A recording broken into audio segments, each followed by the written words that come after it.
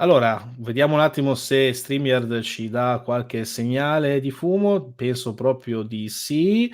Vediamo un po'. Dai, StreamYard, eccoci qua. Quindi siamo live, quindi bentornati su Parresia. Allora, oggi, come avevo, diciamo, anticipato la scorsa settimana, ci sarà il primo di due appuntamenti riguardanti la rivoluzione americana. È insieme, diciamo, alle tre fondamentalmente rivoluzioni tra 6 e 700 più importanti, diciamo, della storia moderna. Forse possiamo dire che anche quella oltreoceano, anche che diciamo darà un po' il là a quello che sarà anche la successiva rivoluzione francese, e oggi cercheremo insomma di analizzarla almeno fino a un certo punto in compagnia del nostro ospite, cioè Elia Morelli, che oltre a essere collaboratore di Domino e di Dario Fabbri, insomma, è di formazione uno storico modernista come il sottoscritto. Quindi io ti ringrazio molto, Elia, per essere qui con noi, e ringrazio anche voi che ci state seguendo. Quindi buonasera, Elia. Ciao Luca e buonasera agli amici e alle amiche di Parrisia. Allora, Elia, dunque, tu di fatto, sì, ultimamente sei un analista geopolitico e quant'altro, però di formazione sei uno storico e guarda caso, Non di formazione, sono anche assenista e ricerca all'Università di Pisa in storia moderna, sì. va bene, adesso cerca anche di calare un pochino la cresta. Va bene? Vai tranquillo. No, sai, si scherza, lo sono stato anch'io sfortunatamente, però possiamo dire questo. Allora, che oltre alla formazione, diciamo, buona parte delle tue ricerche si sono basate su, diciamo, l'argomento di oggi e anche della prossima settimana, dato che sarai ospite anche la prossima settimana, cioè la rivoluzione americana. Ecco, partiamo prima da questo, cioè perché proprio la rivoluzione americana ti ha così ispirato, e poi iniziamo direttamente a parlare, diciamo, dell'argomento di oggi. Ma intanto mi sono occupato e mi sto occupando ancora molto di impero britannico, più nello specifico dell'impero britannico nel corso del Settecento e nel rapporto che si è instaurato tra Londra e le sue colonie d'oltreoceano, e quindi sia le 13 colonie nel continente settentrionale del Nord America e sia anche le Indie occidentali britanniche nei Caraibi. Perché mi interessava? Mi interessava per diversi motivi. Il primo, perché è una questione veramente molto rilevante per quanto riguarda la formazione anche del nostro sistema economico connesso alla rivoluzione industriale e dunque ai profitti provenienti dall'economia di piantagione e dallo sfruttamento di manodopera schiavile proveniente dal continente africano, che ha generato poi delle risorse veramente molto importanti e poi sono state reinvestite in madrepatria e quindi in Inghilterra, che hanno dato il là alla rivoluzione industriale. E dall'altra parte ovviamente anche la ridefinizione dell'architettura imperiale britannica nel rapporto fra Londra, le sue Indie occidentali nei Caraibi e soprattutto i coloni in Nord America, che a un certo punto, come vedremo tra oggi e la prossima volta, porteranno avanti delle cause motivate da ragioni territoriali, economiche e politiche tali da determinare lo scoppio della rivoluzione, che determinerà appunto l'indipendenza degli Stati Uniti d'America e quindi la nascita di quella che oggi è la principale superpotenza a livello mondiale. Perfetto, bene, allora, dato che ti ho dato a questo punto il là, io agevolo le tue slide, eccoci qui, e possiamo direttamente andare alla prossima. E da qui io ti lascio la parola, magari fammi un cenno, dimmi qualcosa per andare alle slide successive, e comunque ogni tanto, insomma, magari se posso, interromperò un attimo anche per non farti, diciamo, sgolare troppo, perché, insomma, giustamente magari un po' di pausa ci sta ogni tanto. Quindi prego, Elia. Grazie Luca, no se puoi, ma anzi devi interrompermi. Sostanzialmente, a mio modo di vedere, è importante per andare a prendere in considerazione la formazione delle 13 colonie in Nord America, prima fermarsi un attimo su qual è stato il processo di espansione coloniale inglese, andando a prendere in considerazione in particolar modo quali sono state le principali esplorazioni inglesi in Nord America. E da questo punto di vista è protagonista indiscusso Giovanni Caboto, un italiano tra il 1497 e il 1499, 98, quando si spinse in quello che è il Golfo di San Lorenzo, quasi a lambire la foce del fiume San Lorenzo. Siamo nella parte settentrionale del continente nordamericano, come vediamo appunto nella cartina, in particolar modo nella sua parte occidentale. E poi successivamente un altro protagonista veramente molto importante alle esplorazioni inglesi è stato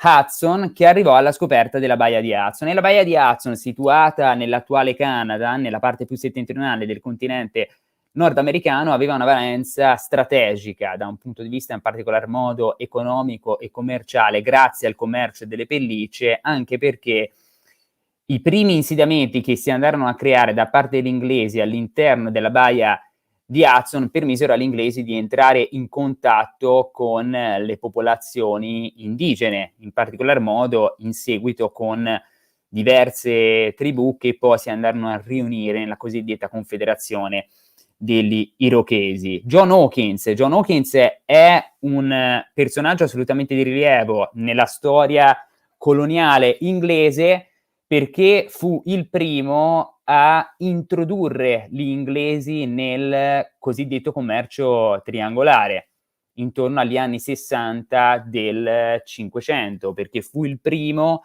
a partire con una nave mercantile, a giungere nella costa occidentale africana e a cercare appunto di introdursi in un commercio transatlantico tra l'Africa e l'America, che fino a quel momento di fatto era dominato dagli spagnoli e dai portoghesi. E quindi John Hawkins, insomma, inserì proprio gli inglesi nella tratta degli schiavi e permise proprio di connettere in maniera triangolare, per l'appunto, la Gran Bretagna, la costa occidentale africana e soprattutto il continente americano. In seguito Humphrey Gilbert, altro personaggio al centro delle esplorazioni inglesi in Nord America, perché tra il 1578 e poi successivamente nel 1583 giunse a Terranova. Siamo anche in questo caso nella parte più settentrionale del continente nordamericano. Al largo di Terranova ci sono dei banchi di pesca, banchi ittici tra i più grandi e importanti a livello mondiale, in particolar modo per quanto riguarda la pesca del merluzzo e delle aringhe. Ad ogni modo, sul Terranova Gilbert creò un insediamento di grande rilevanza, perché insomma permise agli inglesi di installarsi in un'area differente rispetto a quella precedentemente dove si erano insediati, ovvero la Baia di Hudson. Ho inserito anche in questa slide Francis Drake, che tra il 1577 e il 1580 diede avvio alla prima circumnavigazione del globo terrestre. Francis Drake fu anche un corsaro veramente molto importante, perché è colui che cercò tra i primi di scardinare il monopolio commerciale spagnolo nei Caraibi. Francis Drake era un corsaro al servizio della regina Elisabetta I, che cercò proprio di mettere in crisi il mercato economico creato dagli spagnoli, ma soprattutto giocò un ruolo da assoluto protagonista nella disfatta dell'Invincibile Armada 1588-1589, quando appunto Filippo II aveva addirittura osato sfidare l'Inghilterra, tentando un abile scacco alla regina nei confronti di Elisabetta I, tanto da voler conquistare addirittura il trono inglese, per poi insomma finire miseramente sconfitto. E infine Sir Walter Raleigh. Siamo negli anni 80 del Cinquecento, in particolar modo sull'isola di Roanoke, ovvero nell'attuale North Carolina, e Sir Walter Raleigh anche in questo caso creò, ecco, un insediamento però nella parte un po' più meridionale del continente nordamericano, appunto nell'attuale North Carolina. Insomma, nel corso del Cinquecento iniziarono le prime esplorazioni inglesi in Nord America, senza però la creazione di vere e proprie colonie. Erano più che altro degli insediamenti che fungevano anche da empori commerciali, da piccole teste di ponte, da piccoli avamposti economici, commerciali, in parte anche di coltivazione della terra, che però non ebbero vita duratura nel lungo periodo. Se possiamo andare alla prossima. Sì, io prima volevo Prego. consigliare a chi ci sta ascoltando riguardo a Sir Francis Drake di leggersi, è uscita recentemente una monografia in italiano da parte di David Salomoni inerente proprio a questo personaggio. Quindi non so se tu l'hai letta, ci ho dato uno sguardo, ho provato tra parentesi a contattare l'autore che però mi ha ghostato, quindi spero che poi, dato che è in giro tra parentesi per gli States, quindi insomma sta lavorando verso università abbastanza importanti, mi piacerebbe ecco, fare proprio una puntata su Francis Drake, però ho bisogno di questo autore che spero, insomma, se ci stai ascoltando, ti prego, palesati e rispondimi. Detto questo, io passo oltre ed eccoci qua con le famose 13 colonie, e c'è anche una distinzione anche su questi, diciamo che si distinguono in 3 gruppi, ecco, se possiamo dire, vero? Sì, si distinguono in 3 gruppi. Prima di arrivare alla distinzione in 3 gruppi a livello politico, costituzionale, legislativo delle 13 colonie, mi pare opportuno, ecco, segnalare soprattutto quali sono stati i momenti della colonizzazione delle 13 colonie, scusate per il gioco di parole, nel continente nordamericano da parte degli inglesi, e soprattutto da chi proveniva la spinta di colonizzare delle terre fino ad allora per la maggior parte sconosciute. La prima colonia ad essersi formata e ad essere stata fondata nel 1607 è la Virginia da parte della London Company. Siamo nella baia di Chesapeake e la London Company si trasformò molto velocemente in Virginia Company dopo aver costituito appunto questo insediamento nel 1607.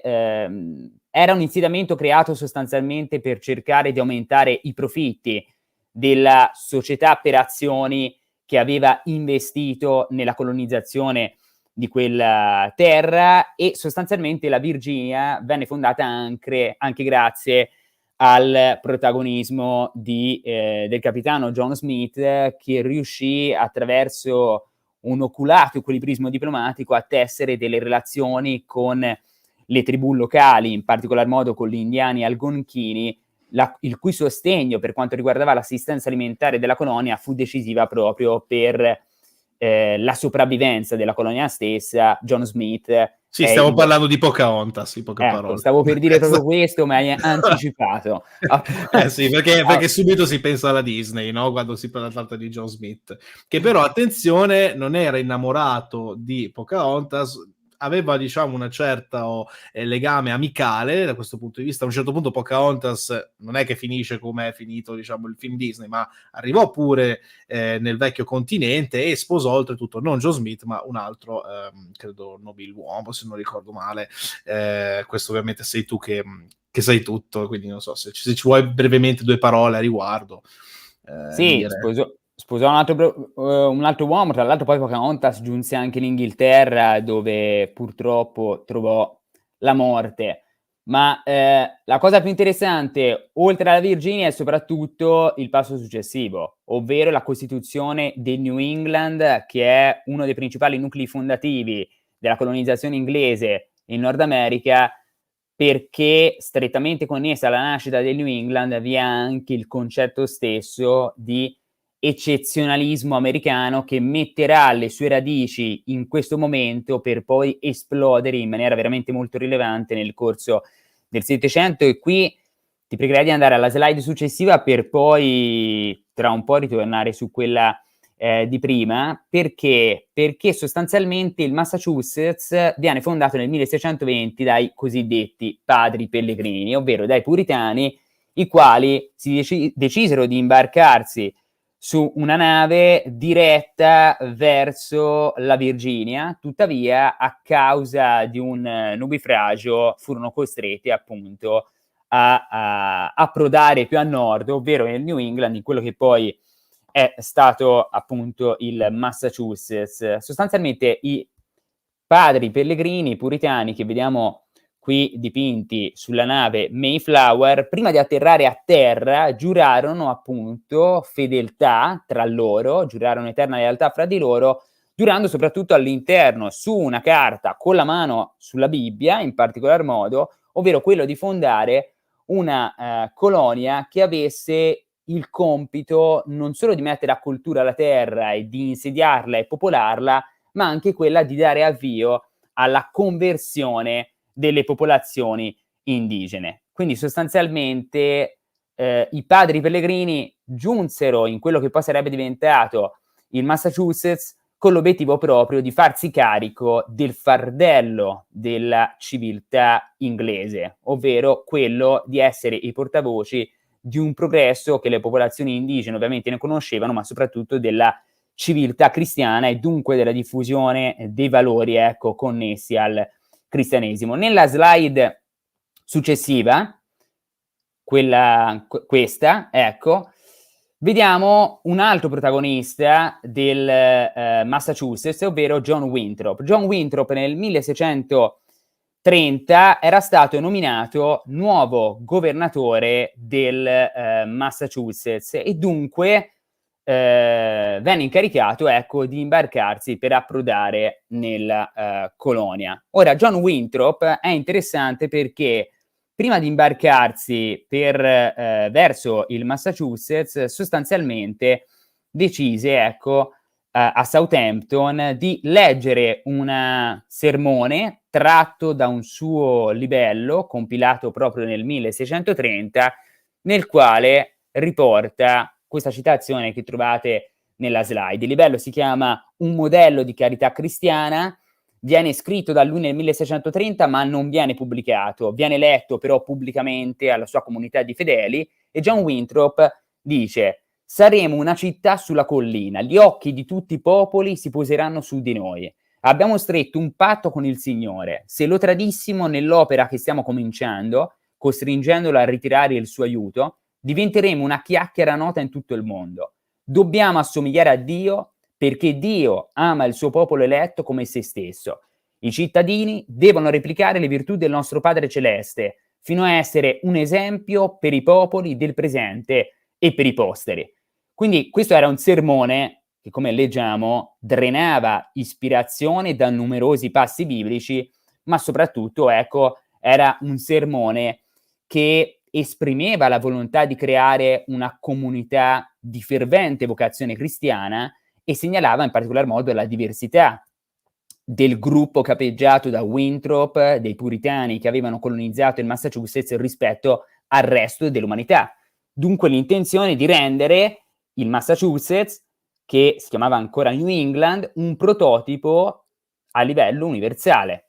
Era l'origine di un eccezionalismo costruito sulla giustezza dei puritani che avrebbero creato questa città sulla collina con la quale dovevano irradiare con la loro luce tutti i popoli della terra. Quindi c'era una visione che potremmo definire anche quasi a tratti millenaristica, ma che poneva sostanzialmente i puritani inglesi trasferitisi appunto nel New England di fare del Massachusetts, in particolar modo della sua capitale, ovvero Boston, una sorta di nuova Gerusalemme che doveva essere il centro dell'ecumene, ma soprattutto che doveva farsi carico di diffondere il proprio modello politico, religioso e culturale in tutto il mondo. E infatti il puritanesimo incarnava al contempo una dottrina religiosa e una teoria politica, e il mito della città sulla collina di Winthrop ebbe grande successo nel corso del Settecento, quando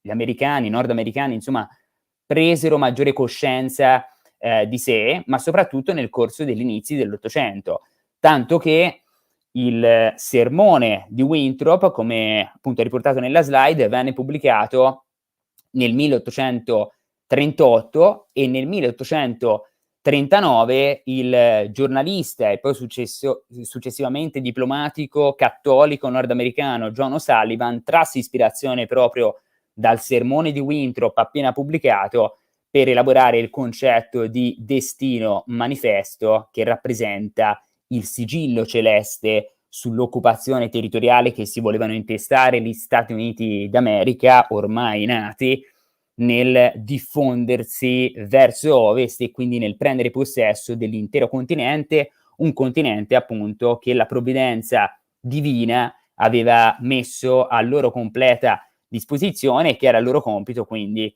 conquistare e diffondere.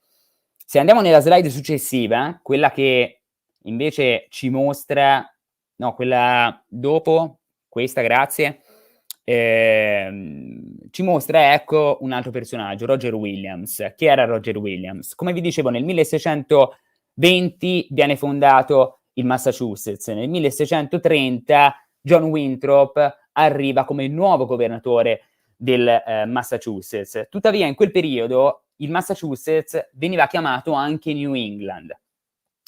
In seguito, dal Massachusetts, New England, si andarono a formare altre 3 colonie: il Rhode Island, il New Hampshire e il Connecticut.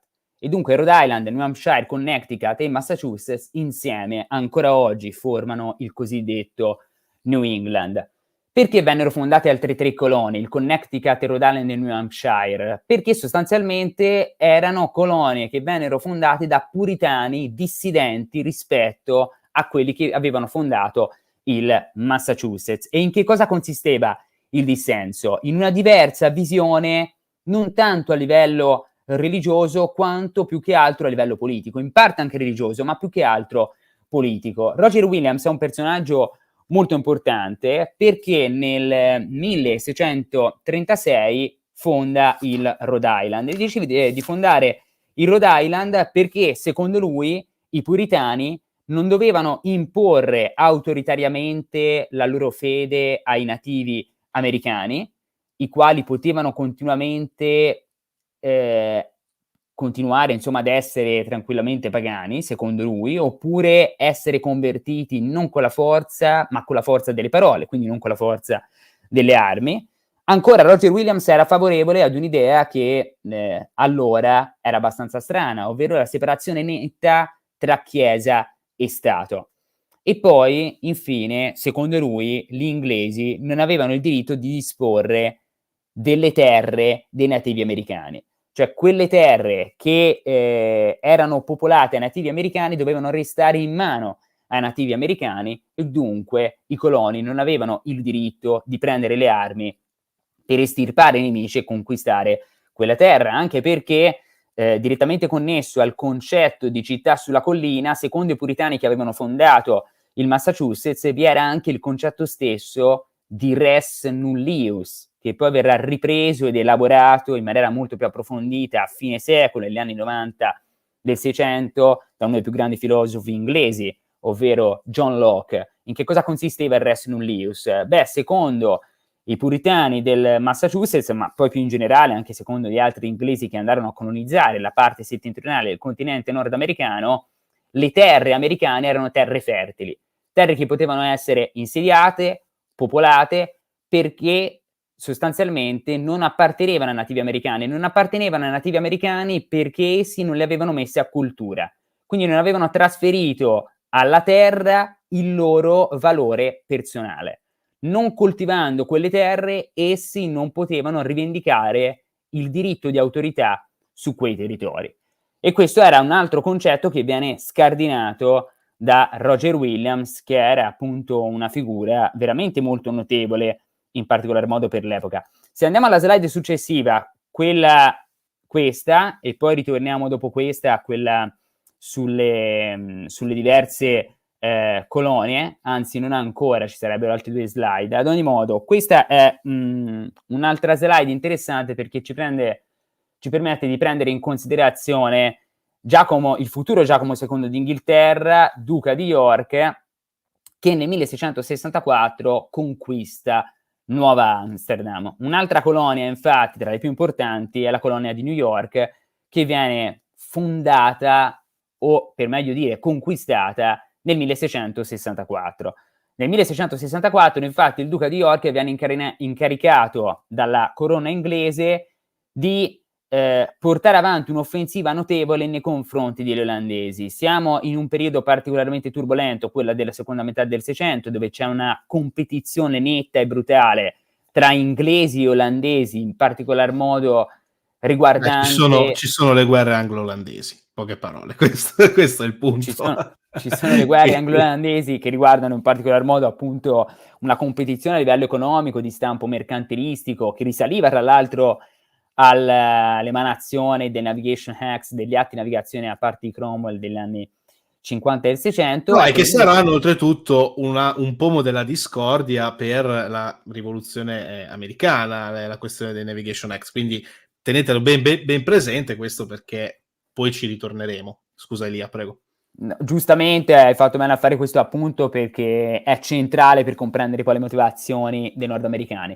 Dunque, il duca di York nel 1664 arriva a Nuova Amsterdam e riesce a conquistarla. Era un insediamento, quello di Nuova Amsterdam, abitato era sostanzialmente un villaggio costruito intorno all'area di Manhattan, che vedeva la presenza di 1200 olandesi e di 300 schiavi africani. Tra l'altro una parte di Nuova Amsterdam precedentemente addirittura era sotto il controllo svedese, poi successivamente venne conquistata dagli olandesi e nel 1664 cade sotto il controllo degli inglesi. Questo per rimarcare, ecco, come in questo... E aggiungo anche che l'isola poi di Manhattan verrà acquistata dagli indiani, insomma, residenti lì per poco, qualche perlina, per poca roba fondamentalmente. Quindi anche qui, insomma, diciamo che uno dei padri fondatori di quella colonia di cui vi ho parlato prima, ecco, non l'avrebbe presa molto bene da questo punto di vista. Per niente, per niente.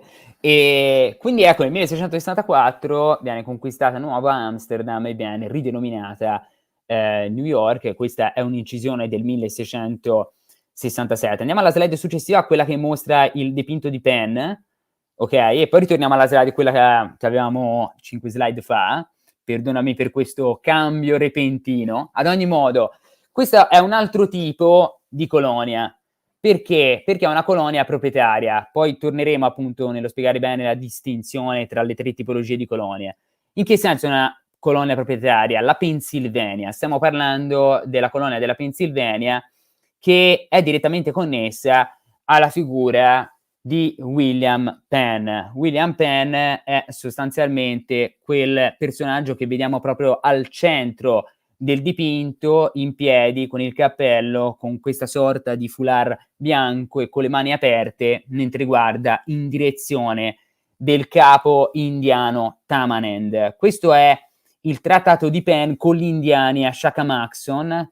È un dipinto completato nel 1771-1772, riguarda però un fatto che c'è stato all'inizio degli anni 80 del 600, tra il 1680 e il 1683. Il trattato di Chacamaxon in particolare ci fu nel 1683 con Tamanend, che era uno dei capi del clan dei Lenape, ovvero i nativi americani del Delaware. Un trattato che venne stipulato nel 1683, qualche anno dopo la fondazione della colonia della Pennsylvania, ma che ci permette insomma di comprendere quale era la visione di William Penn nel fondare la colonia della Pennsylvania, ovvero una colonia che aveva come capitale Filadelfia, che doveva essere il ricettacolo, il rifugio per tutte le persone che si sentivano perseguitate nel vecchio continente, in particolar modo i quaccheri, che sono una setta che ebbe un'ampia diffusione proprio nel corso della seconda metà del Seicento, non solo in Inghilterra, ma anche, se non soprattutto, nei territori relativi al Sacro Romano Impero, quindi in Germania. Ed ecco che William Penn fondò questa colonia, di cui divenne il proprietario, di cui divenne il primo governatore, e riuscì a instaurare delle relazioni diplomatiche di un certo rilievo proprio con la tribù dei Lenape, e i successori di Penn riuscirono a mantenere sostanzialmente la pace con i nativi americani per oltre 70 anni, fino al massacro di Penn's Creek del 1755 durante la guerra franco-indiana. Se ritorniamo ecco alla slide di prima, dove vediamo la cartina con tutte le colonie, ecco, le colonie sostanzialmente sono 13 e si dividono proprio in tre tipologie: le colonie corporative, proprietarie e regie. Qual è la differenza sostanziale?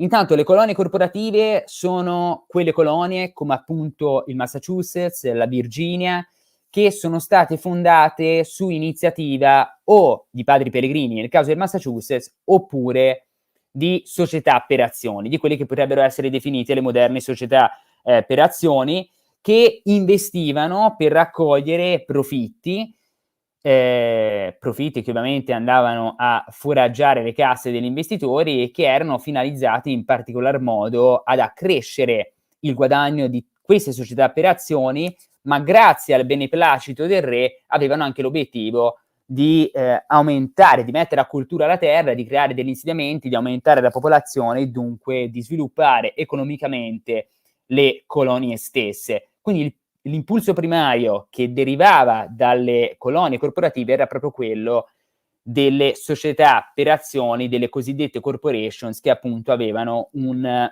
ruolo centrale.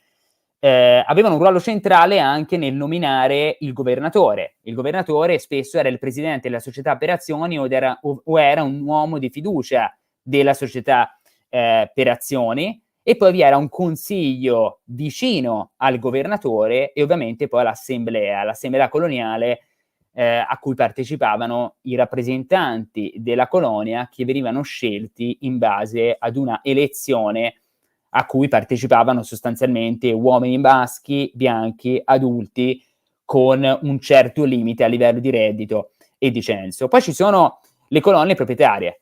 Le colonie proprietarie, come il Maryland, fondato nel 1634 da Cecil Calvert, Lord Baltimore, che era un signore cattolico, oppure come la già citata Pennsylvania, fondata da William Penn, erano colonie che erano state fondate direttamente da alcuni signori che ovviamente avevano il beneplacito da parte del sovrano, che li concedeva direttamente sotto forma di proprietà questi territori che appartenevano proprio a tali proprietari. Quindi il governatore in quel caso poteva essere o direttamente proprietario o un uomo scelto direttamente dal proprietario, il quale era coadiuvato anche in questo caso da un consiglio elettivo. Di solito erano 12 esponenti nobili appartenenti alla cosiddetta Camera Alta, speculare alla House of Lords inglese, e poi anche in questo caso ecco un'assemblea elettiva nominata dal basso, equivalente alla cosiddetta Camera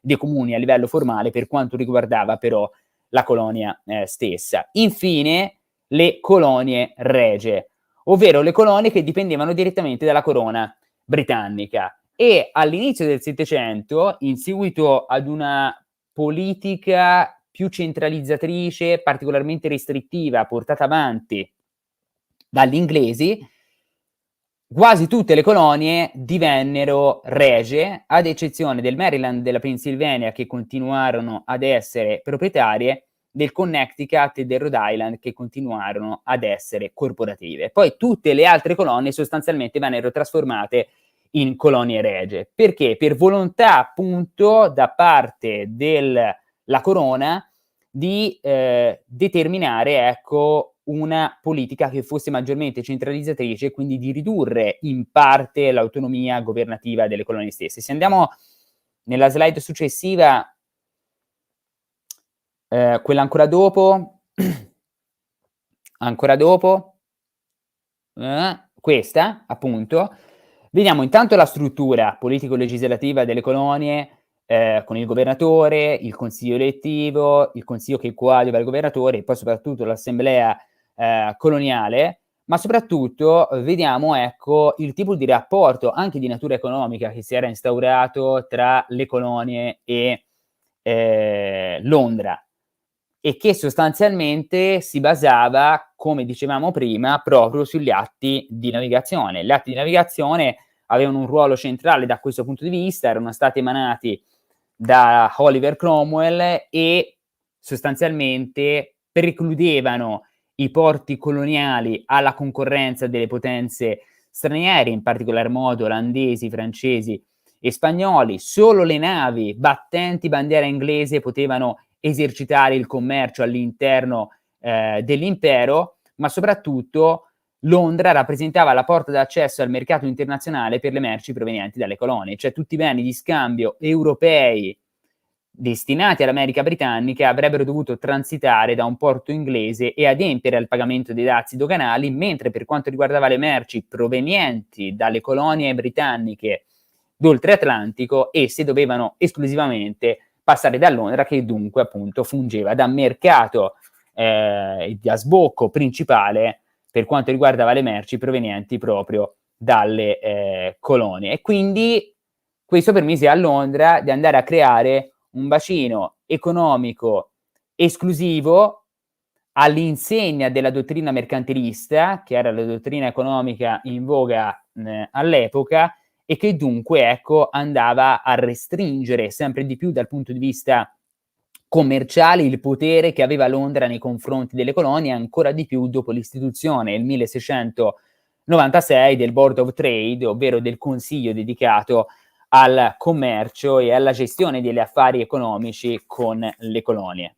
Tuttavia, queste restrizioni mercantili ed economiche apportate appunto da Londra non erano molto ben viste dagli americani, i quali praticavano abitualmente il contrabbando verso le Antille spagnole e francesi, come vediamo nella slide successiva, dove appunto vediamo cartografato in questa cartina olandese come funzionava sostanzialmente il contrabbando nei Caraibi tra i nordamericani e le altre potenze presenti nelle Indie occidentali, che erano in diretta competizione e concorrenza con gli inglesi, o diretta, come nel caso appunto dei francesi e degli spagnoli, con cui spesso gli inglesi erano in guerra, o indiretta, come nel caso degli olandesi e dei danesi. Spesso i mercantili nordamericani praticavano il contrabbando con i francesi e con gli spagnoli situati a Hispaniola, Santo Domingo, quella che poi diventerà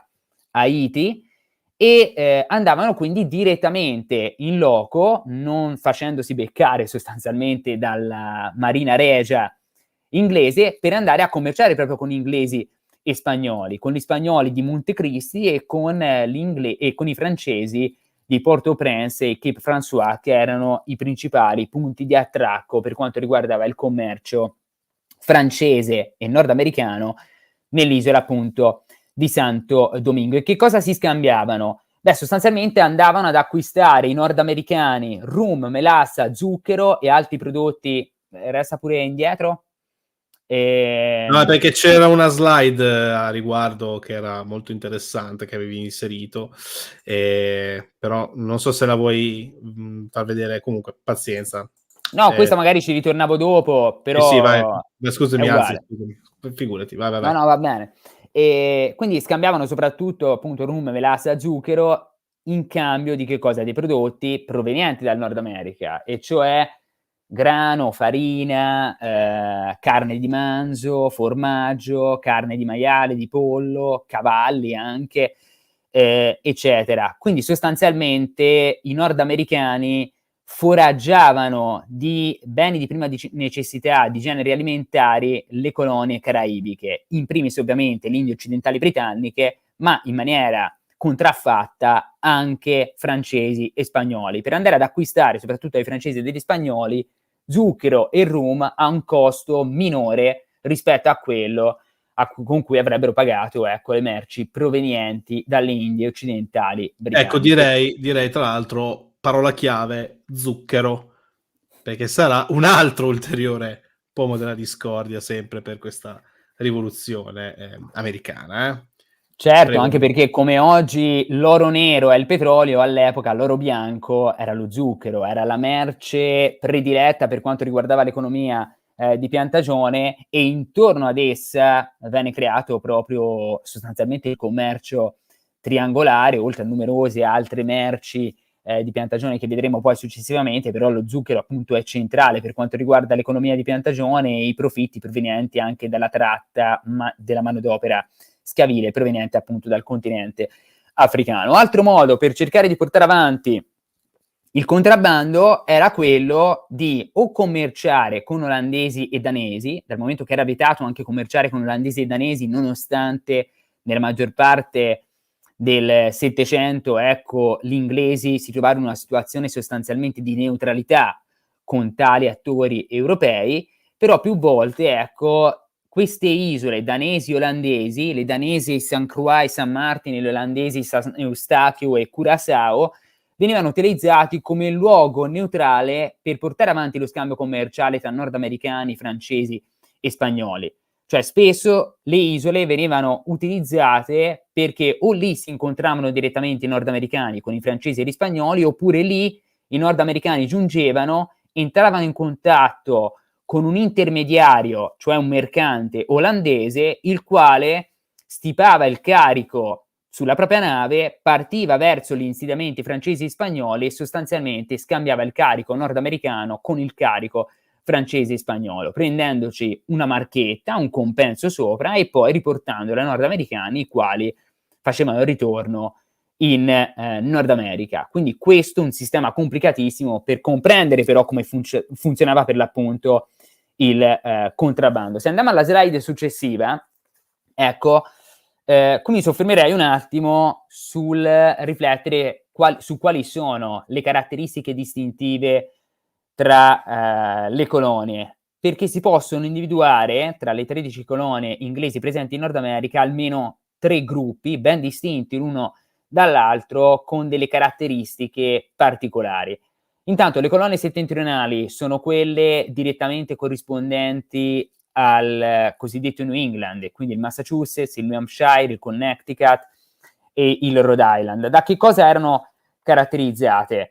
Erano caratterizzate dal punto di vista sociale, economico e religioso da una profonda omogeneità etnica, dal momento che erano abitati per la maggior parte da inglesi, solo in minima parte da scozzesi, gallesi o alcuni irlandesi, ma per la maggior parte appunto erano inglesi. Omogeneità etnica direttamente connessa anche ad una omogeneità dal punto di vista religioso, e cioè dal puritanesimo che era dominante all'interno del New England e dunque anche dalla famiglia puritana, una famiglia puritana che era caratterizzata da un forte disciplinamento comportamentale e da una gerarchia notevole, in particolar modo per quanto riguardava i rapporti tra il padre, era una famiglia di natura patriarcale, quindi il pater familias con la moglie e i figli, e erano famiglie ad ogni modo che garantivano un alto tasso di crescita naturale.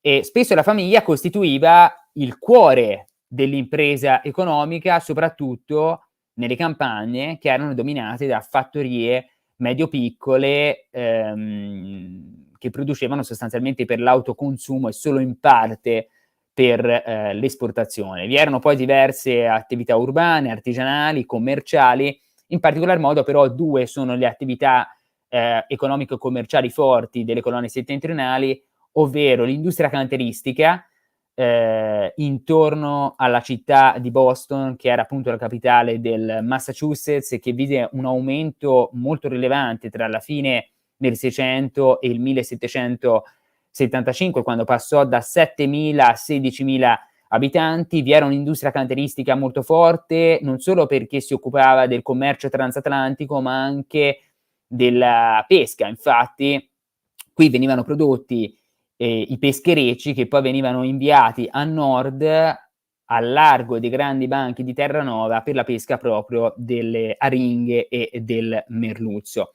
E poi in seguito anche navi che si specializzarono sulla caccia oceanica alla balena, però questo più alla fine del Settecento, all'inizio dell'Ottocento, connessi poi alla cittadina di Nantucket. Abbiamo poi le colonie di mezzo. Le colonie di mezzo comprendono New York, Pennsylvania, New Jersey, Delaware, in parte anche il Maryland. Il Maryland è una colonia che ha caratteristiche a metà tra le colonie di mezzo e le colonie meridionali. Qui ecco vi era una profonda eterogeneità etnica e religiosa e dunque un profondo pluralismo culturale. Abbiamo prima preso in considerazione la colonia di New York, che era abitata dagli svedesi, dagli olandesi e poi successivamente nel 1664 conquistata dagli inglesi. Insomma, gli svedesi e gli olandesi continuarono comunque sia a vivere all'interno della colonia di New York, e tra l'altro a New York si insediò anche una comunità molto dinamica dal punto di vista economico, commerciale e anche finanziario di ebrei, che crearono delle reti commerciali notevoli tra il Nord America e le Indie occidentali britanniche, ma tra l'altro, insomma, i mercanti e i banchieri ebrei che si trasferirono proprio a New York giocarono un ruolo molto importante anche all'interno delle attività di contrabbando che i nordamericani praticavano appunto con i francesi e gli spagnoli. Non solo, pensiamo per esempio alla Pennsylvania, a proposito dell'eterogeneità etnica, religiosa e del pluralismo culturale. In Pennsylvania trovarono rifugio certamente gli inglesi, ma anche scozzesi, gallesi, irlandesi, gli inglesi soprattutto i quaccheri o quelli appartenenti alle sette perseguitate in patria, ma anche molti tedeschi, soprattutto intorno alla cittadina di Germantown in Pennsylvania, che divenne proprio la capitale della prima migrazione tedesca tra la fine del Seicento e soprattutto nel corso del Settecento, anche se poi i tedeschi, come sappiamo, giunsero in massa in Nord America, soprattutto nel corso dell'Ottocento. Senza dimenticare poi i francesi. Molti francesi ugonotti si trasferirono in Pennsylvania, ma anche a New York in seguito al 1685, e cioè in seguito alla revoca con l'editto di Fontainebleau dell'editto di Nantes, con la persecuzione nei confronti degli ugonotti, cioè dei calvinisti francesi da parte di Luigi XIV. Molti ugonotti trovarono rifugio nei Paesi Bassi e in Germania, molti, si pensa addirittura 15.000, decisero di salpare verso il continente nordamericano. Senza dimenticare poi gli italiani. I maestri soffiatori di vetro veneziani vennero accolti in Pennsylvania, così come nel Maryland. Il Maryland, come vi dicevo, venne fondata da Cecil Calvert, Lord Baltimore, come rifugio dei cattolici. Ecco, molti cattolici italiani giunsero proprio in Maryland, soprattutto anche molti cattolici italiani che si erano trasferiti per un certo periodo di tempo a nord, alcuni anche provenienti dall'Inghilterra, che lì erano perseguitati, che appunto trovarono rifugio proprio nel Maryland. Quindi una profonda eterogeneità, un profondo pluralismo che caratterizzava le Middle Colonies, le quali da un punto di vista economico commerciale si basavano sull'agricoltura di esportazione e in particolar modo sulle attività manifatturiere e artigianali, che erano molto consistenti, riguardavano la trasformazione dei prodotti agricoli, i mulini, le fabbriche di birra, le distillerie di rum, e dei prodotti minerari, come l'estrazione e la lavorazione del ferro, in particolar modo in Pennsylvania. Ma qui si andarono a creare anche delle piccole manifatture che riguardanti soprattutto la produzione di vestiti, mattoni, utensili, arnesi, fucili e carri, che subirono poi nel corso del Settecento gravi restrizioni, perché da un punto di vista inglese sembravano andare in concorrenza, in competizione con le manifatture della madrepatria. Quali erano le città principali delle Middle Colonies? New York e soprattutto Filadelfia. Filadelfia era la capitale della Pennsylvania e tra l'altro tra la fine del Seicento e il 1775 passò da 4.000 a 40.000 abitanti, diventando la seconda città più popolosa dell'impero britannico dopo Londra. E infine le colonie meridionali. Abbiamo il grande latifondo, insomma, qua. I grandi latifondi terrieri. Esatto. Prego. Sì, perché le colonie meridionali erano caratterizzate da una profonda divisione etnico-razziale, e quindi qui ecco vi era una componente della popolazione costituita da bianchi e un'altra componente della popolazione costituita invece da persone di colore, in particolar modo dagli schiavi africani, che venivano sfruttati come manodopera schiavile appunto all'interno delle piantagioni di cui erano disseminate le colonie meridionali. Da un punto di vista etnico, religioso, culturale, vi era una dominazione sostanzialmente dell'anglicanesimo, che era appunto la religione dominante nelle colonie meridionali, dove vi era una netta prevalenza maschile con basse aspettative di vita, sia per caratteristiche climatico-ambientali e anche per le caratteristiche di tipo familiari, dal momento che qui vi era una popolazione molto più simile a quella abitante nelle Indie occidentali britanniche. Poi soprattutto vi era appunto, come si diceva, la monocultura di piantagione, quindi grandi latifondi con una economia di piantagione specializzata in particolar modo nell'esportazione, nella produzione di tabacco, che era la merce più diffusa all'interno delle piantagioni delle colonie meridionali, cioè della Georgia, Southern North Carolina, la Virginia e in parte anche Maryland, cereali, riso, indaco e anche cotone. Il cotone iniziò ad essere coltivato e prodotto proprio in questo periodo, anche se poi la sua ampia diffusione, come sappiamo, si ha nel corso dell'Ottocento, anche perché la maggior parte del cotone indispensabile per la rivoluzione industriale inglese non proveniva tanto dalle colonie meridionali del continente nordamericano quanto dal Bengala e dunque dal subcontinente indiano. Se passiamo alla slide successiva, quella ancora dopo. Sì, cerchiamo ora di un attimo stringere, perché poi arrivare alle guerre franco-indiane e all'inizio poi della rivoluzione, quindi cerchiamo di fare un sunto qui da questo punto di vista. Scusami Elia per le tempistiche, ma è vero che è un'ampia, diciamo, premessa che bisogna fare prima di arrivare, diciamo, al sodo della questione, però insomma cerchiamo anche di riassumere un pochino questi punti. Sì, queste slide possiamo andare molto velocemente. Questa sostanzialmente è una slide per mostrare, ecco, quali sono le differenze sostanziali, soprattutto a livello demografico, tra le colonie settentrionali degli inglesi in Nord America e quelle invece delle Indie occidentali britanniche, cioè delle colonie inglesi nei Caraibi, perché spesso viene utilizzata questa distinzione, cioè tra colonie di popolamento e colonie di sfruttamento. Le colonie di popolamento sono le colonie appunto presenti nel continente nordamericano, dove la popolazione si è insediata appunto per popolarla, cioè per aumentare se stessa da un punto di vista sociale e dunque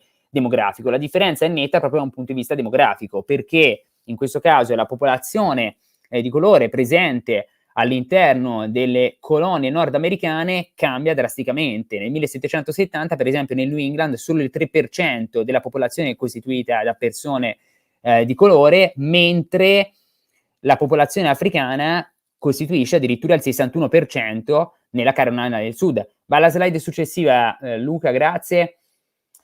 Questi sono appunto gli insediamenti inglesi nei Caraibi, i più importanti sicuramente Barbados nel 1625, Giamaica nel 1655, tra l'altro sono colonie queste, territori conquistati militarmente dagli inglesi e agli spagnoli, che divennero poi anche le isole più importanti per quanto riguardava la produzione dello zucchero. Ecco, in queste isole che erano collocate al centro del Mar dei Caraibi e quindi nel cuore pulsante di una delle aree più strategiche a livello mondiale, tra l'altro fungevano anche come teste di ponte in funzione anti-spagnola e anche in parte anti-francese. Se andiamo nella slide successiva vediamo come cambia drasticamente invece il tasso e la percentuale della popolazione delle persone di colore, cioè degli africani schiavizzati. Nel 1770, per esempio, in Giamaica ben il 94% della popolazione era costituito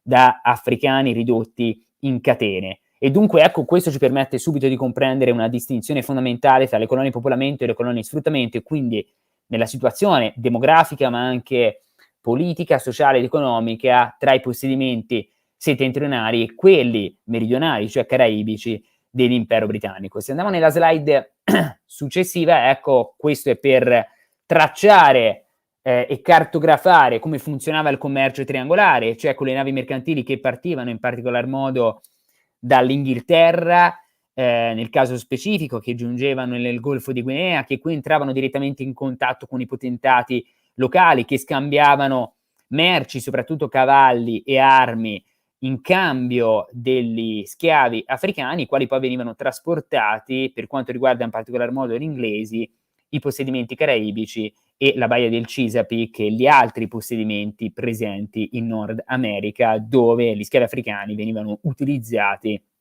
sotto il regime della frusta all'interno delle piantagioni. Se andiamo nella slide successiva, quella ancora dopo, ecco, qui vediamo una distribuzione geografica degli schiavi africani tra il XVI e il XIX secolo, e vediamo proprio come la maggior parte di essi si trovasse tra i Caraibi e le Indie occidentali, 47,8%, molti anche il 38,1% in Brasile, molti meno invece nell'America spagnola e nel Nord America, dove addirittura la popolazione africana trasportata dall'Africa occidentale verso l'America era il 4,5%. Andiamo nella slide successiva. Ecco, questa è la situazione. Sono stato veloce nel fare il sunto. Ora arriviamo in Nord America, dopo il 1748, questa è la situazione cartografata. Gli insediamenti inglesi sono quelli in rosso, intorno alla terra di Rupert, la baia di Hudson, che era, come vi dicevo, importante in particolar modo per quanto riguardava il commercio delle pellicce, e poi abbiamo le 13 colonie che appunto sono affacciate sulla costa occidentale, ovvero sull'Atlantico. Vediamo poi in verde i territori sotto il controllo dell'impero spagnolo e in questo celestino i territori sotto il controllo francese o sotto il diretto controllo francese, come nel caso di Quebec, Montréal, l'area intorno ai Grandi Laghi, lungo il fiume San Lorenzo, sostanzialmente l'attuale Canada, oppure sotto il controllo indiretto dei francesi, quella che vedete segnata come Nuova Francia. In che senso? Nel senso che i francesi erano presenti nella parte più meridionale, corrispondente a New Orleans, ma erano presenti solo in parte a Detroit e addirittura non erano presenti militarmente nell'area più centrale di quella che viene definita la Nuova Francia, dove nominalmente il dominio era francese, ma a livello concreto sostanzialmente quel territorio era abitato dai nativi americani.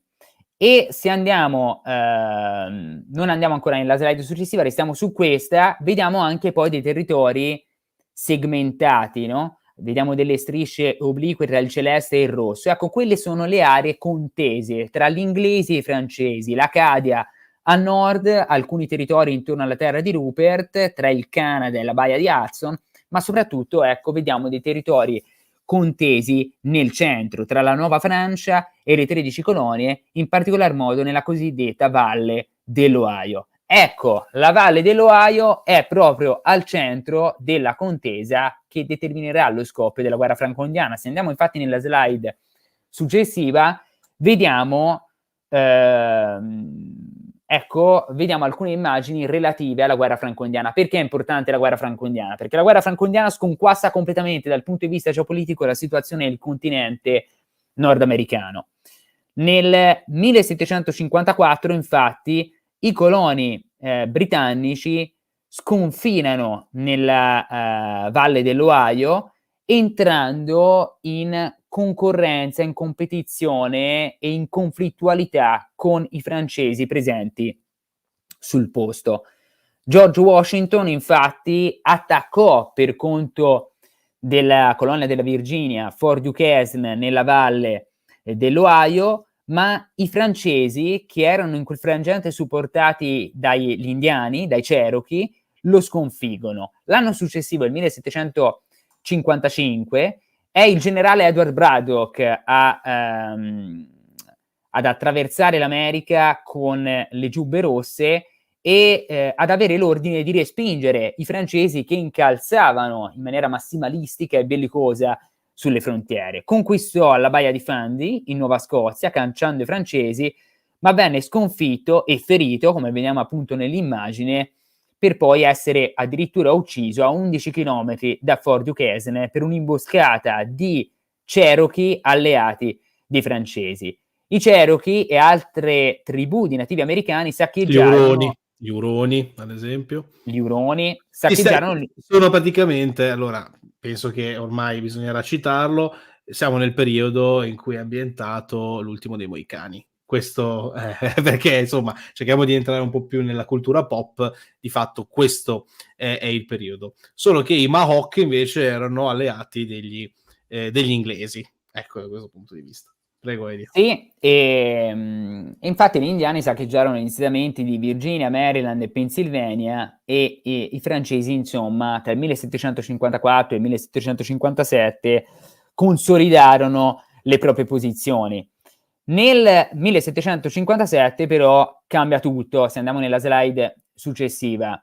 Perché? perché si ha il punto di svolta nel conflitto con l'arrivo al potere in Inghilterra di William Pitt, che diventa primo ministro. Nel 1758 Pitt decise di dispiegare 45.000 uomini nell'America britannica, metà soldati inglesi, l'altra metà invece erano volontari delle colonie, per un totale delle truppe che era 5 volte quello delle unità francesi in Canada. Teniamo presente che in questo periodo le 13 colonie avevano all'incirca 2 milioni di abitanti, invece in Canada, nel Canada francese, c'erano poco meno di 100.000 abitanti. Quindi a livello demografico c'era una sproporzione notevole tra le colonie inglesi da un lato e le colonie francesi dall'altro, nonostante le colonie francesi, come abbiamo visto, insomma, il potere della Francia e il dominio francese in Nord America fosse territorialmente più esteso. Però Pitt, ecco, riesce a dispiegare una forza notevole non solo in America, ma più in generale in tutto il globo. Bisogna sottolineare questo: la guerra franco-indiana, combattuta fra il 1754 e il 1760, che si conclude poi a Parigi nel 1763,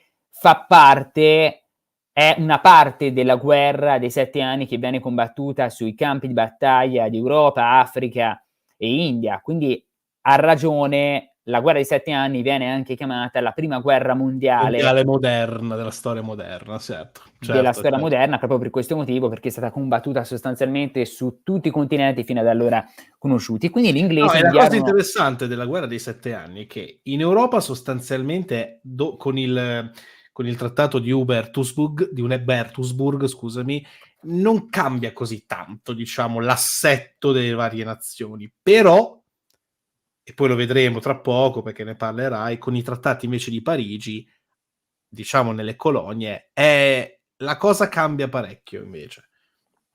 La cosa cambia parecchio, sì. Infatti gli inglesi inviarono truppe per combattere ovunque, India, Germania, Portogallo, insomma, mobilitarono in totale 160.000 uomini, 167.000 uomini fra soldati e marinai, arrivando a spendere 18 milioni di sterline, quindi una spesa, un esborso notevole per la corona britannica, che nel 1758 poi mobilitò anche la Royal Navy e riuscì a conquistare il dominio dell'Atlantico, infliggendo un duro colpo ai trasporti francesi, quindi sostanzialmente a isolare il continente nordamericano e in particolar modo i francesi dagli eventuali approvvigionamenti che dovevano arrivare appunto dall'Europa.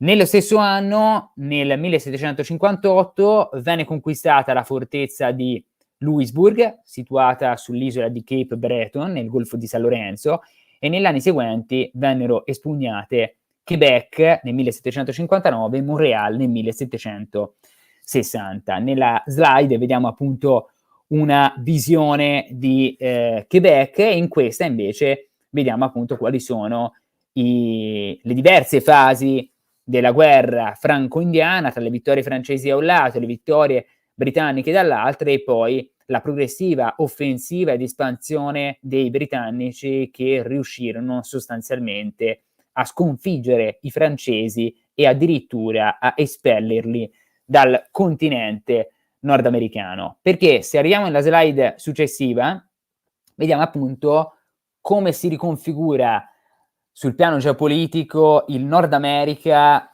in seguito alle paci di Parigi del 1763. Questo è un punto focale per poi comprendere quali sono le motivazioni che spingeranno i nordamericani a ribellarsi. Una delle motivazioni che spingerà i nordamericani a ribellarsi. La pace di Parigi del 1763 porta la Gran Bretagna ad ottenere il Senegal in Africa, Dominica, Grenada, San Vincent e Tobago nelle Indie occidentali e soprattutto Canada e Florida in Nord America. La Francia riesce ad ottenere, grazie soprattutto all'intervento e all'abilità diplomatiche del ministro degli esteri francesi dell'epoca, ovvero il duca di Choiseul, riesce ad ottenere Guadalupe, Martinica, Santa Lucia, che sono, soprattutto Guadalupe e Martinica, insieme a Santo Domingo, erano l'architrave portante della struttura economica dell'impero francese, in particolar modo per quanto riguardava l'economia di piantagione e la produzione dello zucchero. I bacini di pesca a Saint-Pierre e Miquelon, in prossimità della ricca riserva ittica dei grandi banchi al largo di Terranova, e poi riesce a mantenere anche dei diritti e dei privilegi per quanto riguardava il commercio triangolare, in particolar modo la tratta degli schiavi. La Spagna si prende in parte New Orleans e soprattutto gran parte della Louisiana francese a ovest del Mississippi, perché una parte della Louisiana viene presa dagli spagnoli, una parte della Louisiana viene presa dagli inglesi. Siamo nel centro di quello che è oggi gli Stati Uniti d'America, anche perché se oggi la Louisiana è uno stato situato a sud degli Stati Uniti d'America, ecco, all'epoca per Louisiana si intendeva sostanzialmente la parte centrale di quello che è oggi il continente nordamericano. E poi soprattutto... Tra parentesi, scusami se torno sulla Louisiana, perché questo è un punto anche molto interessante per il futuro, no? Sotto la presidenza Jefferson, quando nel 1803 ci sarà l'acquisto della Louisiana da parte degli Stati Uniti ai francesi di Napoleone. E praticamente sì, a quell'epoca c'è una parte, diciamo, della Louisiana che viene ceduta alla Spagna, una parte però rimane francese, quant'altro. Poi quando arriva Napoleone, insomma, bene o male, è una grossa fetta. Noi non dobbiamo considerare la Louisiana come lo stato attuale americano. Ma nella slide successiva almeno glielo spieghi meglio. Grazie, eccolo qua. Invece è un'enorme estensione di terra che poi verrà venduta dai francesi appunto agli Stati Uniti successivamente. La Spagna praticamente, dico che aveva, diciamo, ormai a quell'epoca, siamo nei primi anni del XIX secolo, ormai non aveva nemmeno così tanto, diciamo, potere sopra queste zone rispetto invece ai francesi. E diciamo anche che da questo punto di vista, ovviamente si sta anche seguendo Marco Bognardi, quindi sono anche un po' in tensione da questo punto di vista, tranquillamente vendette questa, per anche un bel po' di soldi, Napoleone, questa grande porzione di terra, perché gli serviva anche per tutte le campagne, diciamo, di guerra che c'erano già state, poi che sarebbero servite successivamente nella sua epopea, diciamo così. Spero di aver detto bene Marco Bognardi e anche Elia. Prego, sì, Elia. benissimo. Sì. Era, se non sbaglio, $3 milioni, insomma, venne pagata a Louisiana, a parte gli Stati Uniti d'America, ai francesi, che poi servirono appunto a Napoleone per portare avanti i conflitti in Europa. Possiamo restare anche su questa carta perché c'è una data, il 1754, che è l'inizio della guerra franco-indiana, ma soprattutto vediamo come cambia completamente l'assetto geopolitico nel continente nordamericano con l'espulsione dei francesi e la conquista del Canada da parte degli inglesi. Su questo, ecco, c'è da evidenziare due cose prima di passare oltre. La prima, nel 1754, quando scoppiò la guerra franco-indiana, Benjamin Franklin, che era uno dei più grandi luminari del mondo anglosassone di quel periodo, uno dei più grandi illuministi, nonché futuro padre fondatore degli Stati Uniti d'America, nel 1754, quando iniziò la guerra franco-indiana, di fronte all'assertività e alla bellicosità mostrata tanto dalle tribù dei nativi americani alleati dei francesi, quanto e soprattutto ai francesi stessi, Franklin aveva proposto addirittura un Plan of Union, cioè un piano dell'Unione, ovvero venne convocato un congresso ad Albany, nella colonia di New York, nel 1754, per definire la risposta delle 13 colonie in coordinamento con la madrepatria contro i francesi, per proteggere soprattutto New York, Pennsylvania, Maryland e anche il New England. Vennero inviati diversi delegati a questo congresso di Albany nel 1754. Benjamin Franklin presentò questo Plan of Union che prevedeva che cosa? Una riorganizzazione temporanea dell'assetto coloniale nordamericano con l'istituzione di un'assemblea rappresentativa intercoloniale, i cui membri sarebbero stati scelti dai rappresentanti delle diverse colonie, e un presidente di nomina regia, il cui compito era quello di occuparsi degli affari indiani, militari e territoriali. Tuttavia, gli ambiziosi progetti di Franklin di creare quindi un consesso intercoloniale naufragarono, secondo lui, di fronte alla riluttanza dei governi provinciali, cioè dei governi delle singole colonie, che erano da sempre restii a cedere parte della loro sovranità a un organismo centrale dominato dalla corona per il timore di perdere l'autonomia decisionale e i loro tanto amati privilegi.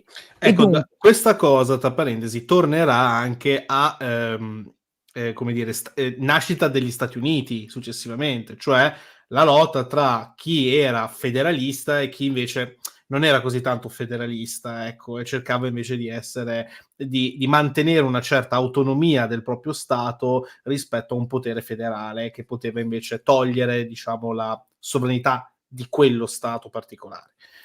Sì, tanto che questo era un contesto particolarmente eterogeneo dove gli antagonismi etnici si combinavano con l'animosità religiosa. Abbiamo visto prima quanto fossero eterogenei da un punto di vista culturale, religioso, etnico, diverse colonie, dalla Pennsylvania al Maryland e altre ancora, come ci fosse anche poi una differenza sostanziale tra queste colonie, per esempio le colonie del New England, e quindi ecco tutto questo era visto come un ostacolo invalicabile e insormontabile. E tanto che Benjamin Franklin, mi sono segnato alcune annotazioni che lui riporta all'interno di un trattato pubblicato nel 1760 sull'interesse della Gran Bretagna rispetto alle sue colonie settentrionali, in particolar modo alla diatriba tra Canada e Guadalupe, su questo arriverò tra un attimo, in cui molti inglesi della madrepatria dicevano è meglio prendere il Guadalupe rispetto al Canada, alla pace di Parigi del 1763, perché il Guadalupe ci porterà ad aumentare la produzione di zucchero e quindi ad aumentare la ricchezza all'interno dell'impero. Non prendiamo il Canada perché? Perché se prendessimo il Canada, ecco, questo permetterebbe e consentirebbe ai nordamericani di sentirsi, diciamo così, più liberi di estendersi verso ovest, un qualcosa che poi avrebbe procurato, secondo gli inglesi, dei problemi. Ad ogni modo, scrive Benjamin Franklin, vista l'impossibilità ad unirsi per difendersi contro i francesi e gli indiani che stavano tormentando continuamente i loro insediamenti, bruciando i loro villaggi, uccidendo la loro gente, si poteva ragionevolmente supporre che non ci fosse alcun pericolo affinché i coloni nordamericani decidessero di unirsi contro la loro stessa nazione, che li protegge e li incoraggia, con la quale hanno così tante relazioni e legami di sangue, interesse e affetto, e che è ben noto che tutti loro amano molto, più di quanto si amino l'un l'altro. In breve, una federazione tra le colonie era da considerarsi, scrive Franklin, impossibile senza la più grave tirannia e oppressione proveniente dalla madrepatria, un qualcosa ad ora di impensabile. Lo scrive all'interno di questo trattato, pubblicato nel 1760, dove Franklin si propose, ecco, come uno dei maggiori difensori della conquista e dell'annessione del Canada da parte degli inglesi, perché secondo lui l'assoggettamento del Canada avrebbe espulso completamente i francesi dal Nord America e questo avrebbe aumentato la profondità difensiva e strategica delle 13 colonie, ma in particolar modo dell'impero britannico, perché le fertili e immense terre che aveva a disposizione il Canada, se fossero state messe a cultura, avrebbero prodotto un maggiore sviluppo economico, demografico e connesso tutto questo ad una profonda modernizzazione infrastrutturale avrebbero aumentato il peso geopolitico e dunque l'importanza stessa dell'Inghilterra. Se andiamo nella slide precedente a questa, ecco, nel 1763 la Gran Bretagna emerge come la principale potenza mondiale per forza militare, consolidando il suo dominio sugli oceani. Tuttavia, come abbiamo visto, le finanze erano esauste. William Pitt aveva sborsato addirittura 18 milioni di sterline per mettere in campo un esercito terrestre clamoroso, ma soprattutto per mobilitare la marina, che risultò poi decisiva nello sconfiggere i francesi. E dunque l'Inghilterra aveva combattuto la Francia per terra e per mare, in Europa, Africa, Asia, America, ed erano state proprio le flotte e gli eserciti di portata globale ad aver prosciugato le risorse statali e fatto raddoppiare il debito pubblico, passato fra il 1756 74 milioni di sterline e il 1763 133 milioni di sterline, per poi attestarsi addirittura a 148 milioni di sterline nel 1768. Quindi l'enorme debito pubblico doveva essere risanato. Come? Andiamo qui, attraverso l'imposizione di numerose tasse. Ora, questa è una slide riassuntiva di quello di cui andremo a parlare nei prossimi minuti e andremo poi a concludere, ovvero su quali sono le cause che hanno condotto poi e spinto i nordamericani alla rivoluzione, a ribellarsi. Cause di natura militare, cioè la scomparsa dei francesi al Nord America e l'istituzione di questa Proclamation Line nel 1763, le cause economiche, ovvero la politica fiscalmente ingombrante portata avanti da Londra con l'introduzione di tasse specifiche che andavano ad appesantire ovviamente i nordamericani, e poi le cause politiche, ovvero la centralizzazione attuata dall'impero britannico e dunque il problema della rappresentanza politica. Ecco, se andiamo alla slide successiva, prendiamo in particolar modo in considerazione la prima motivazione che spinse i nordamericani a presentare notevoli rimostranze contro Londra, e cioè l'istituzione di un proclama regio.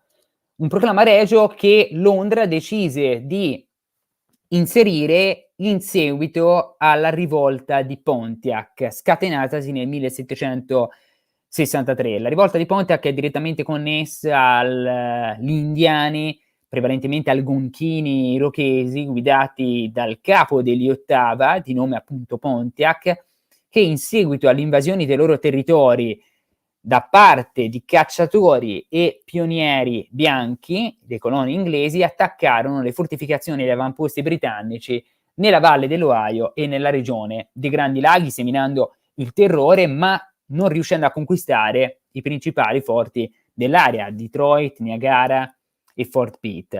Gli indiani, tuttavia, devastarono alcuni insediamenti in Pennsylvania, Maryland e Virginia, e questo produsse ingenti costi, e dunque i costi elevati dovuti agli scontri di frontiera in un periodo di grave crisi economica costrinsero il governo britannico a optare per una politica conciliante con le tribù dei nativi americani, stabilendo appunto un proclama regio con il quale si vietava ai coloni di superare la linea di frontiera identificata con il valico naturale dei Monti Appalachi.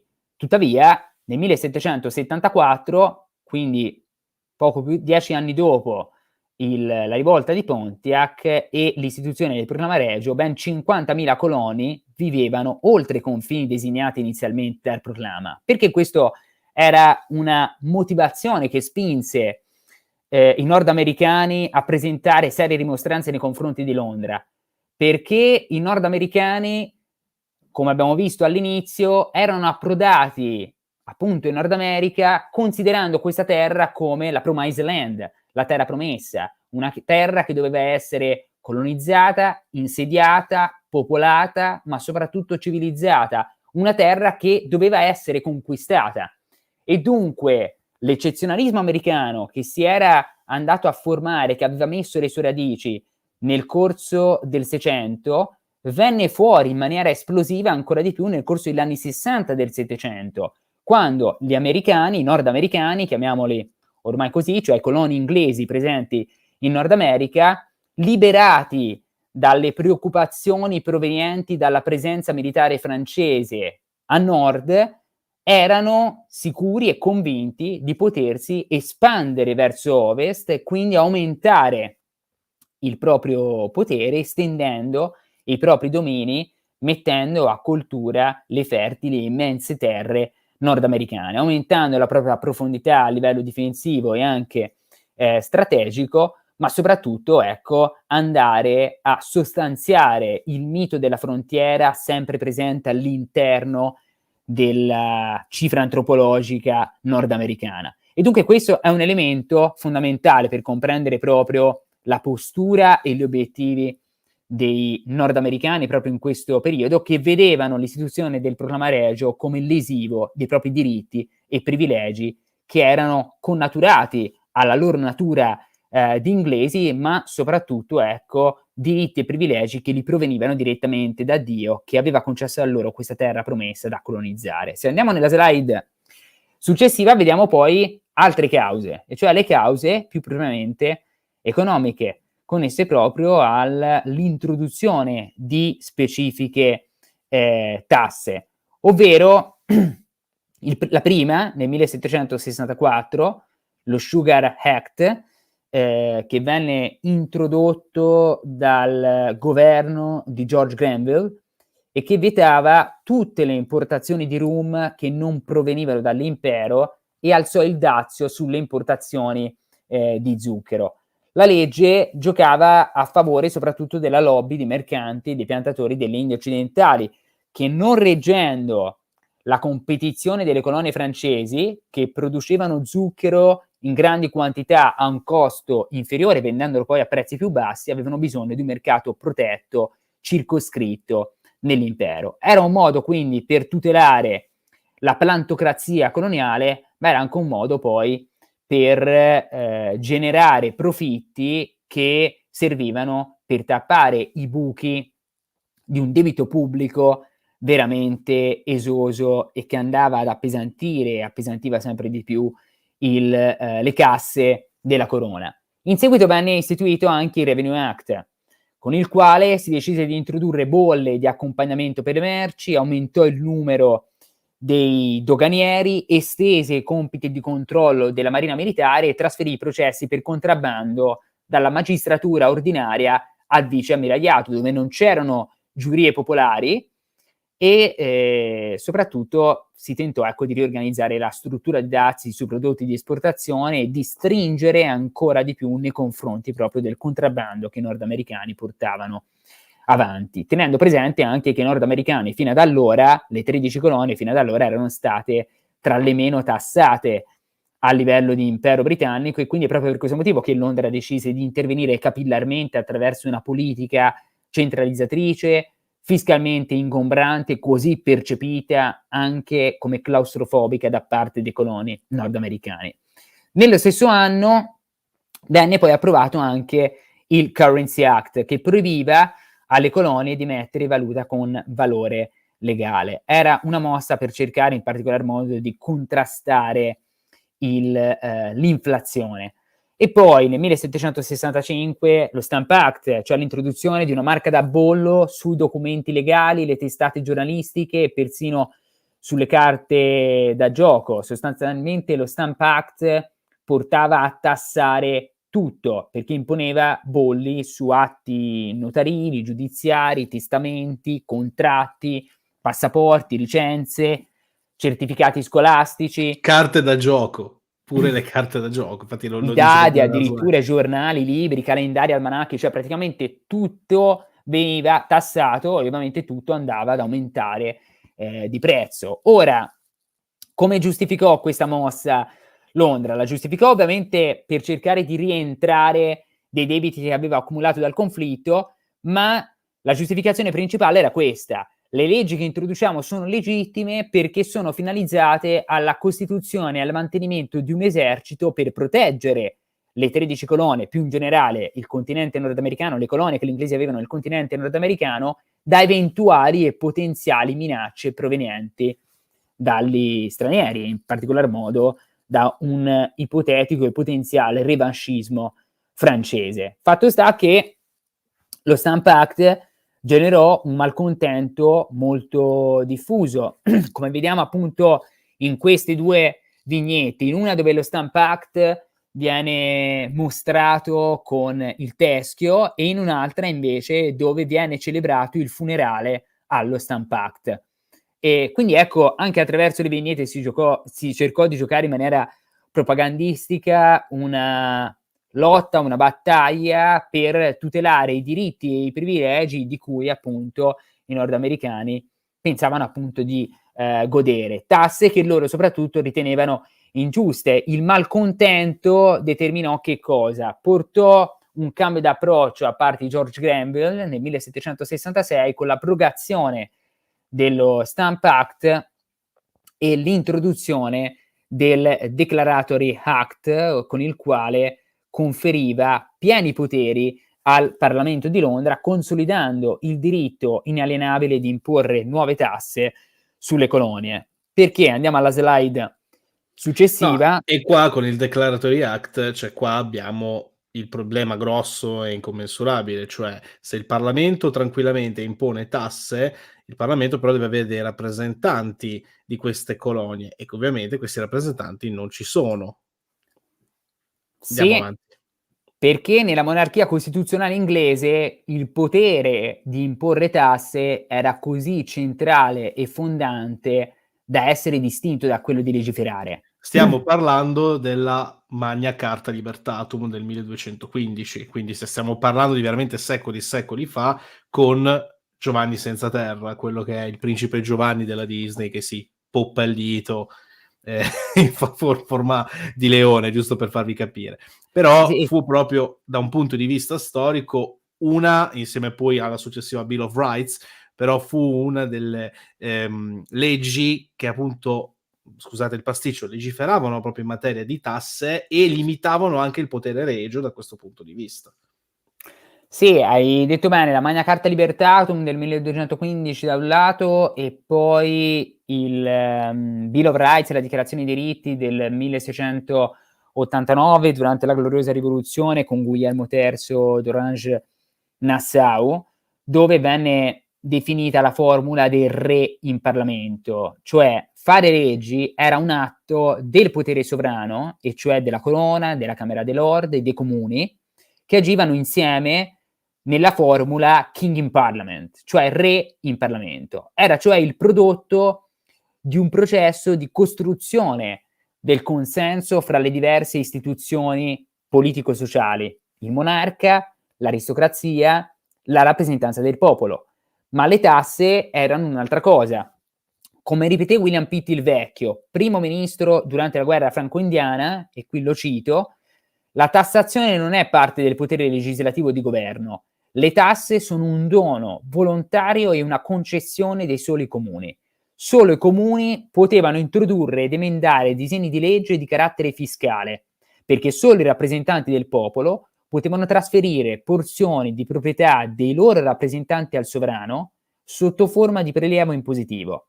Fare altrimenti voleva dire violare i diritti e i privilegi degli inglesi, procedere ad atti legittimi di confisca della proprietà privata, ad atti di tirannide. Insomma, posta in questi termini, la questione, capiamo bene che divenne esplosiva nella sua ambiguità, perché gli angloamericani erano e si consideravano inglesi a tutti gli effetti, sudditi fedeli della corona britannica, e ritenevano di avere gli stessi diritti e privilegi di coloro che erano nati in Inghilterra.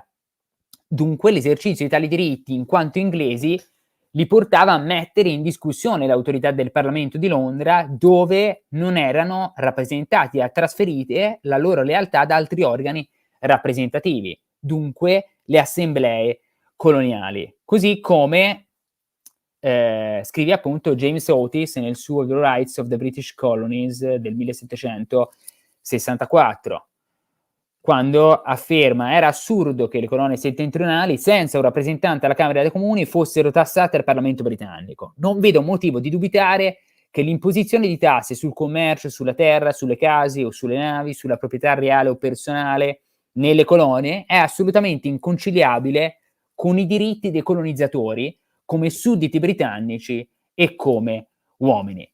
Sostanzialmente, ecco, si chiedeva una rappresentanza politica all'interno del Parlamento di Londra che secondo loro non li poteva rappresentare per quanto riguardava l'imposizione delle tasse. Se andiamo nella slide successiva, quella su Thomas Whately, vediamo ecco come nel 1765 si ebbe un dibattito più teorico che cercò di chiarire alcuni aspetti della faccenda. Thomas Whately era un funzionario londinese che pubblicò un pamphlet nel quale affermò che il Parlamento, nonostante le rimostranze degli anglo-americani, rappresentava virtualmente tutti gli inglesi ovunque abitassero o meno. Scriveva: tutti i sudditi britannici sono rappresentati virtualmente in Parlamento, poiché ogni membro del Parlamento siede nella Camera non come rappresentante dei suoi elettori, ma come appartenente di quella augusta assemblea nella quale sono rappresentati tutti i comuni della Gran Bretagna. Il Parlamento rappresentava virtualmente tutti gli inglesi ovunque abitassero, indipendentemente dalla loro possibilità di votare. E da questo punto di vista, gli abitanti delle Americhe si trovavano sullo stesso piano delle donne e delle persone sotto l'età per essere proprietarie, i mercanti di Londra, gli abitanti di Leeds, Halifax, Birmingham, Manchester e gli appartenenti alla East India Company. Ora, questo era un elemento sostanziale, perché il concetto, la dottrina della rappresentanza virtuale veniva sviluppata dal pensiero costituzionale seicentesco, in base alla quale ciascuno dei membri del Parlamento rappresentava non i suoi particolari elettori, bensì tutto il popolo e il bene comune. Tuttavia, ne estendeva la portata dalla comunità politica nel territorio metropolitano alle comunità dei territori oltremare, ai quali era negata ogni autonomia. Quindi il Parlamento di Londra era l'organo sovrano su tutto l'impero. Se andiamo nella slide successiva, questa, capiamo bene come, osservata dal Nord America, questa estensione sembrava nuova, infondata, assurda, un'offesa al buon senso e soprattutto alla geografia. Infatti, in un pamphlet di risposta, Daniel Delany del Maryland sottolineò come per votare in Parlamento, per essere eletto, per farvi sentire la sua voce, un inglese delle colonie doveva viaggiare per 3.000 miglia, trasferendosi oltre Atlantico, e rinunciare al suo essere colono. Dunque la rappresentanza virtuale andava benissimo, purché elettori e non elettori, singoli rappresentanti e interesse generale fossero legati dal vincolo territoriale. Ora, questa era un'affermazione molto forte, perché in questo modo gli americani, inconsapevolmente o consapevolmente, stavano dicendo che le colonie americane non erano solo comunità sociali autonome all'interno dell'impero e che rivendicavano la propria autonomia sul piano sociale ed economico, ma vere e proprie comunità politiche, distinte da quella rappresentata a Londra. Quindi il Parlamento di Londra rappresentava solo l'Inghilterra, mentre era l'Assemblea coloniale che rappresentava i singoli coloni che abitavano appunto nella colonia stessa, e quindi solo l'Assemblea coloniale poteva imporre legittimamente tasse in merito. Nel 1767 abbiamo Charles Townshend, che è il nuovo cancelliere dello scacchiere, che impone con l'approvazione del Parlamento tasse più elevate sulle importazioni di tè, vetro, carta e vernici. Nel 1768 inizia a circolare in maniera importante quello che poi diventerà lo slogan della rivoluzione americana, e cioè il no taxation without representation, e soprattutto Samuel Adams, che era uno dei maggiori esponenti dell'Assemblea coloniale del Massachusetts, dagli scranni dell'Assemblea coloniale di Boston, pronunciò: se siamo soggetti a tasse senza essere legalmente rappresentati là dove vengono istituite, non siamo forse ridotti dallo stato di liberi sudditi a quello miserabile di schiavi tributari? E in questa vignetta vediamo come viene puntato un fucile nei confronti del colono nordamericano,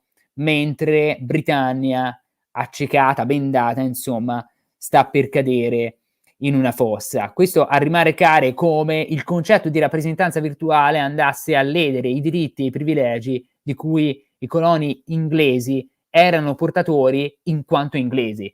Quindi loro rivendicavano di essere inglesi e, in quanto inglesi, di godere di certi diritti, privilegi e libertates, al plurale, che dovevano essere rispettati. Se andiamo nella slide successiva, vediamo, ecco, qual è il ruolo giocato dai Sons of Liberty, perché dal 1766 i cosiddetti figli della libertà fomentarono la resistenza contro l'introduzione di nuove e deleterie imposte che avrebbero impoverito l'America, spolpandola fin nelle viscere.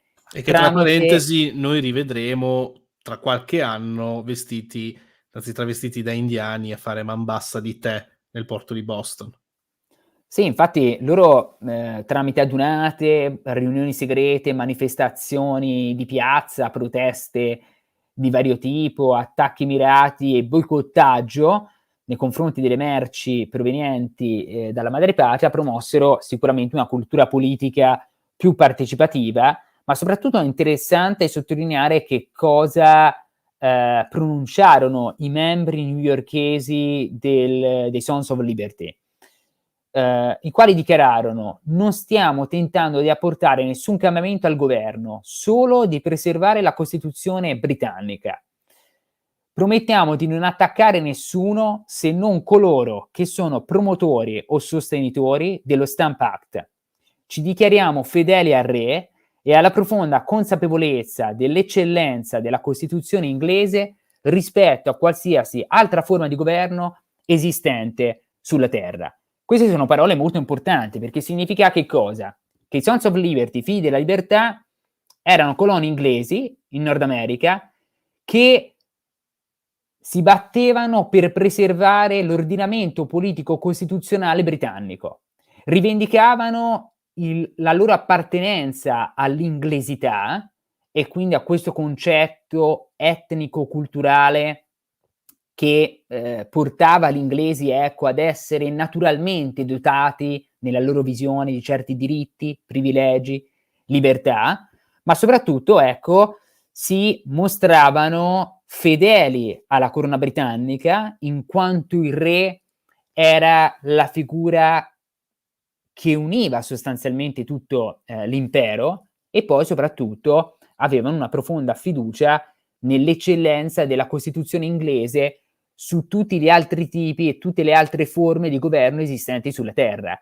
E questo significava rimarcare l'eccezionalismo inglese di cui loro si sentivano interamente parte, e di conseguenza, ecco, come il regime politico costituzionale inglese fosse appunto il migliore sulla faccia della terra. Voler rimarcare come si considerassero figli della libertà, ma anche conservatori, in quanto protettori e difensori dell'ordinamento politico costituzionale inglese. È molto interessante quello che dicono i Sons of Liberty, perché è una retorica, quella utilizzata dai nordamericani nel tutelare i propri diritti di fronte alla politica eccessivamente centralizzatrice portata avanti da Londra, che viene ripresa anche, almeno parzialmente, anche da alcuni abitanti delle Indie occidentali britanniche. Per esempio, nel 1766 Nicholas Burke,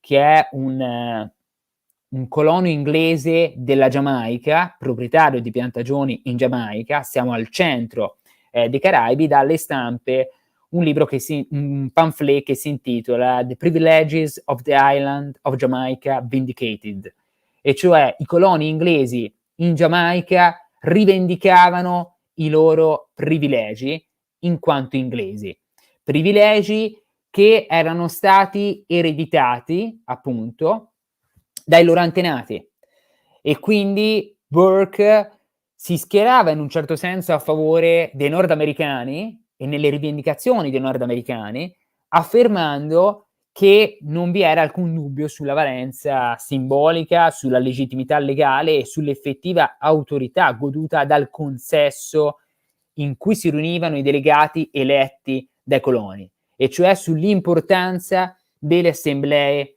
coloniali, perché le assemblee coloniali, secondo Burke, erano dello stesso rango nell'ordinamento della loro Costituzione della Camera dei Comuni britannica. E dunque l'assemblea coloniale nelle colonie era speculare a livello di rango e di importanza la Camera dei Comuni all'interno della madrepatria. Tuttavia non si riconosceva, o meglio Burke non riconosceva ancora una uguaglianza formale tra l'assemblea coloniale e la Camera dei Comuni, se non per il potere che queste due Camere avevano nei loro rispettivi territori.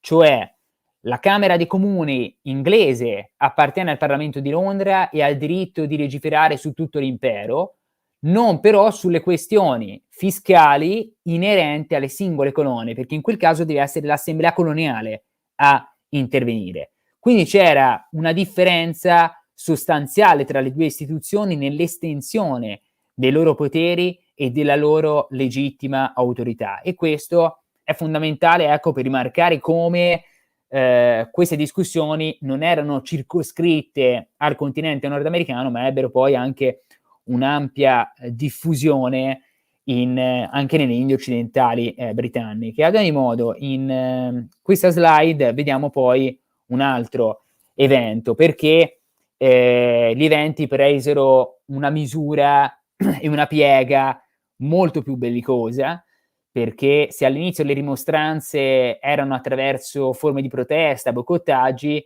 poi insomma si incominciò a spargere del sangue. Il 5 marzo 1770, nella capitale del Massachusetts, appunto a Boston, si ebbe il cosiddetto massacro di Boston. 7 soldati spararono sulla folla e uccisero 5 persone. È un evento che poi è entrato a far parte della narrazione mitopoietica nordamericana e che è centrale in particolar modo perché è da questo momento che le tensioni, il malcontento, le turbulenze intestine alle 13 colonie si fanno sempre molto più importanti, tanto che queste 5 persone che sono state uccise durante il massacro di Boston, nel linguaggio retorico nazionale delle colonie, diventano, ecco, i martiri della libertà. Se andiamo nella slide successiva, vediamo come la situazione si inasprisce ulteriormente dal punto di vista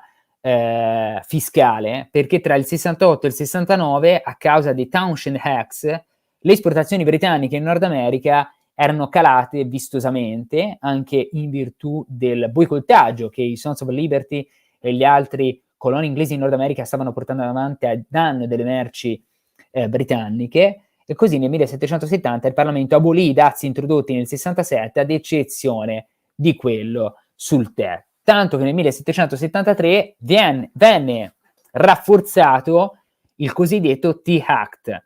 Il Parlamento decise di abbassare i dazi sul tè della British East Indian Company per stroncare il contrabbando praticato abitualmente dagli americani, che preferivano acquistare in modo illecito il tè dagli olandesi perché costava molto molto meno rispetto a quello proveniente dalla British East Indian Company. Come vediamo dalla vignetta, i nordamericani non presero molto bene la legge sul tè, anche perché, insomma, nella vignetta vediamo questa figura femminile, che è la rappresentazione metaforica dell'America, costretta a tracannare il tè che gli viene appunto conficcato in gola da alcuni esponenti, ecco, della madrepatria inglese. Se andiamo nella slide successiva, vediamo come il 16 dicembre del 1773, come reazione veramente molto forte a quanto era stato emanato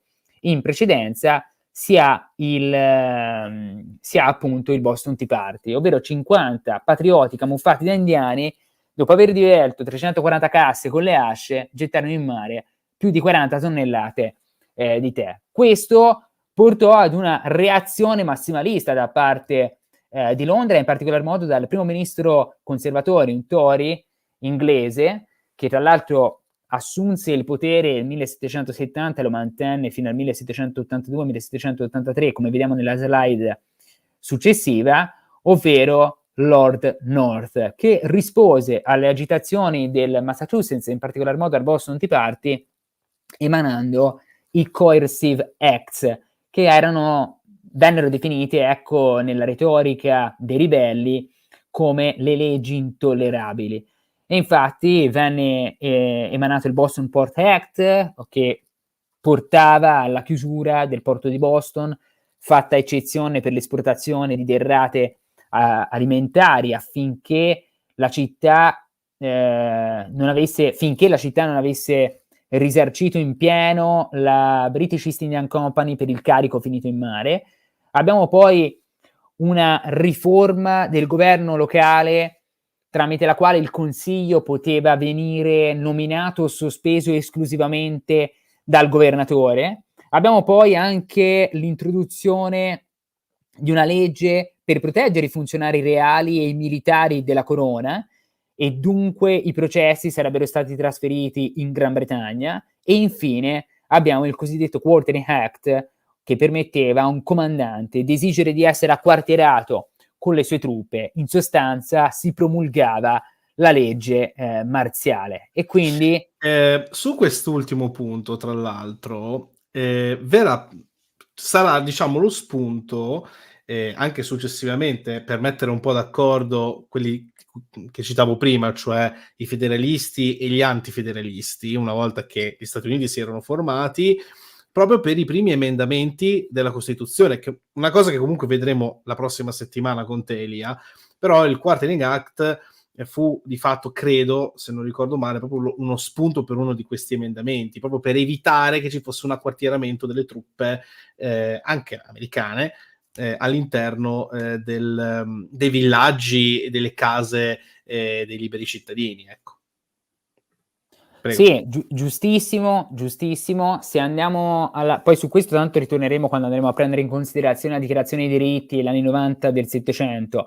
Se andiamo nella slide successiva, appunto, quella relativa al primo congresso continentale, è emblematico come la reazione da parte di Londra, l'introduzione della legge marziale nel Massachusetts determinò, ecco, un cambio di approccio notevole da parte dei ribelli nordamericani, che decisero di convocare il primo congresso continentale a Filadelfia. Nel frattempo, insomma, le tensioni erano aumentate in maniera notevole. Basta prendere in considerazione come gli ufficiali delle milizie rurali del Massachusetts rifiutarono gli ordini impartiti da Thomas Gage, governatore e generale dell'esercito britannico del Massachusetts, proprio dando inizio a qualche tafferuglio locale, tanto che Gage decise di inviare 250 soldati a Cambridge in Massachusetts per confiscare la polvere da sparo e i cannoni degli arsenali delle milizie, e 20.000 miliziani imbracciarono le armi e si diressero a Cambridge, ma alla fine si ritirarono. Questo per mettere in risalto come l'atmosfera era veramente incandescente. Fatto sta che venne convocato il primo congresso continentale a Filadelfia, vi parteciparono 56 delegati, ad eccezione di quelli della Georgia, che per il momento temporeggiavano. Si ribadì sostanzialmente la volontà di non volere l'indipendenza, bensì la fedeltà al re. I delegati del New England ottennero soprattutto l'appoggio dei virginiani. Si mise in risalto in questa discussione, nelle discussioni che si ebbero in concomitanza al primo congresso continentale, la figura di Joseph Galloway, che era un delegato moderato della Pennsylvania e che sperava di superare la crisi con una conciliante riforma costituzionale che avrebbe modificato i rapporti interni all'impero. Tra l'altro, Joseph Galloway aveva un personaggio di un certo spessore che lo stava sostenendo, ovvero Benjamin Franklin, perché lo stesso Galloway propose il cosiddetto Galloway Plan, che era speculare al Plan of Union presentato nel 1754 alla vigilia della guerra franco-indiana proprio da Benjamin Franklin, per tentare di unire le 13 colonie nel conflitto contro i nativi americani e i francesi. E dunque in che cosa consisteva il Galloway Plan? Nell'istituzionalizzazione e nella legittimazione del Congresso, facendolo diventare un Parlamento americano, cui membri sarebbero stati designati dalle singole assemblee coloniali. A questo si sarebbe aggiunto un presidente generale nominato dalla corona, capo del potere esecutivo con diritto di veto. I parlamenti americano e britannico avrebbero dovuto approvare i provvedimenti riguardanti collettivamente tutte le colonie, mentre le questioni locali sarebbero rimaste appannaggio della giurisdizione delle singole assemblee legislative coloniali. Tuttavia, questa riforma, questa proposta non venne accettata non venne accettata in particolar modo dal virginiano Richard Henry Lee, che si oppose perché secondo lui il Parlamento britannico rappresentava solo la Gran Bretagna, ma soprattutto, secondo Richard Henry Lee, l'eventuale Parlamento americano non avrebbe avuto un grande potere di fronte al potere di veto di cui godeva il presidente, che era direttamente scelto dal re, ma soprattutto, ecco, il Parlamento americano non avrebbe avuto alcun tipo di autonomia rispetto alle decisioni che continuamente sarebbero state prese a Londra. E quindi si decise per la continuazione della conflittualità latente con la madrepatria attraverso una sostanziale guerra economica, affinché Whitehall ritornasse sui suoi passi. Infatti il congresso vietò tutte le importazioni dal 1 dicembre 1774 e proibì le esportazioni dal 10 settembre 1775. Questo sconvolse abbastanza i piantatori delle Indie occidentali britanniche. Perché? Perché le Indie occidentali britanniche, come abbiamo visto prima quando abbiamo trattato la questione del contrabbando, basavano la propria autosufficienza alimentare grazie agli approvvigionamenti dei generi alimentari e dei beni di prima necessità, dalla carne, il formaggio, la farina, il grano, eccetera, proveniente proprio dal continente nordamericano. Il fatto che non potessero più commerciare con il continente nordamericano, che non rappresentava solo la fornitura principale dei beni di prima necessità, ma anche uno sbocco commerciale notevole per le merci prodotte all'interno delle piantagioni coloniali caraibiche, insomma, rappresentò un grave problema, tanto che nel febbraio del 1775 abbiamo, per esempio, questa lettera scritta da un piantatore inglese proprietario di piantagioni in Giamaica, Edward Long, e Mary Ricketts, che era la moglie di un piantatore inglese, anch'esso proprietario di piantagioni in Giamaica, William Henry Ricketts, riguardo al fatto che la presente disputa con le colonie nordamericane può essere tesa a minacciare i nostri interessi di piantagione con il peggiore dei mali possibile, e sottolineava come la mancanza degli approvvigionamenti provenienti dai territori nordamericani avrebbe determinato la rovina della Giamaica e più in generale delle Indie occidentali britanniche. Quindi già questo significava che ci fosse una presa di coscienza da parte degli inglesi, delle Indie occidentali e dei piantatori, in particolar modo, dei danni procurati proprio da un eventuale conflitto economico tra le 13 colonie, la madrepatria e le West Indies. Infatti, lo sottolineava anche un altro piantatore, un tal Simon Taylor, il quale già nel novembre del 1774 definiva come un'eventuale guerra avrebbe provocato un grande danno a noi piantatori senza portare nulla di buono. Le dispute tra la Gran Bretagna e l'America sono davvero allarmanti e temo che non si concluderanno senza un grande spargimento di sangue. E quindi profetizzava di già il fatto che probabilmente sarebbero state impugnate le armi a causa, ecco, delle diverse dimostranze che erano state presentate dai coloni nordamericani. Se andiamo nella slide successiva, notiamo come nel 1775 viene convocato un secondo congresso, il secondo congresso continentale, con 65 delegati. L'assemblea era divisa tra lealisti e patrioti. I lealisti ovviamente erano coloro che erano favorevoli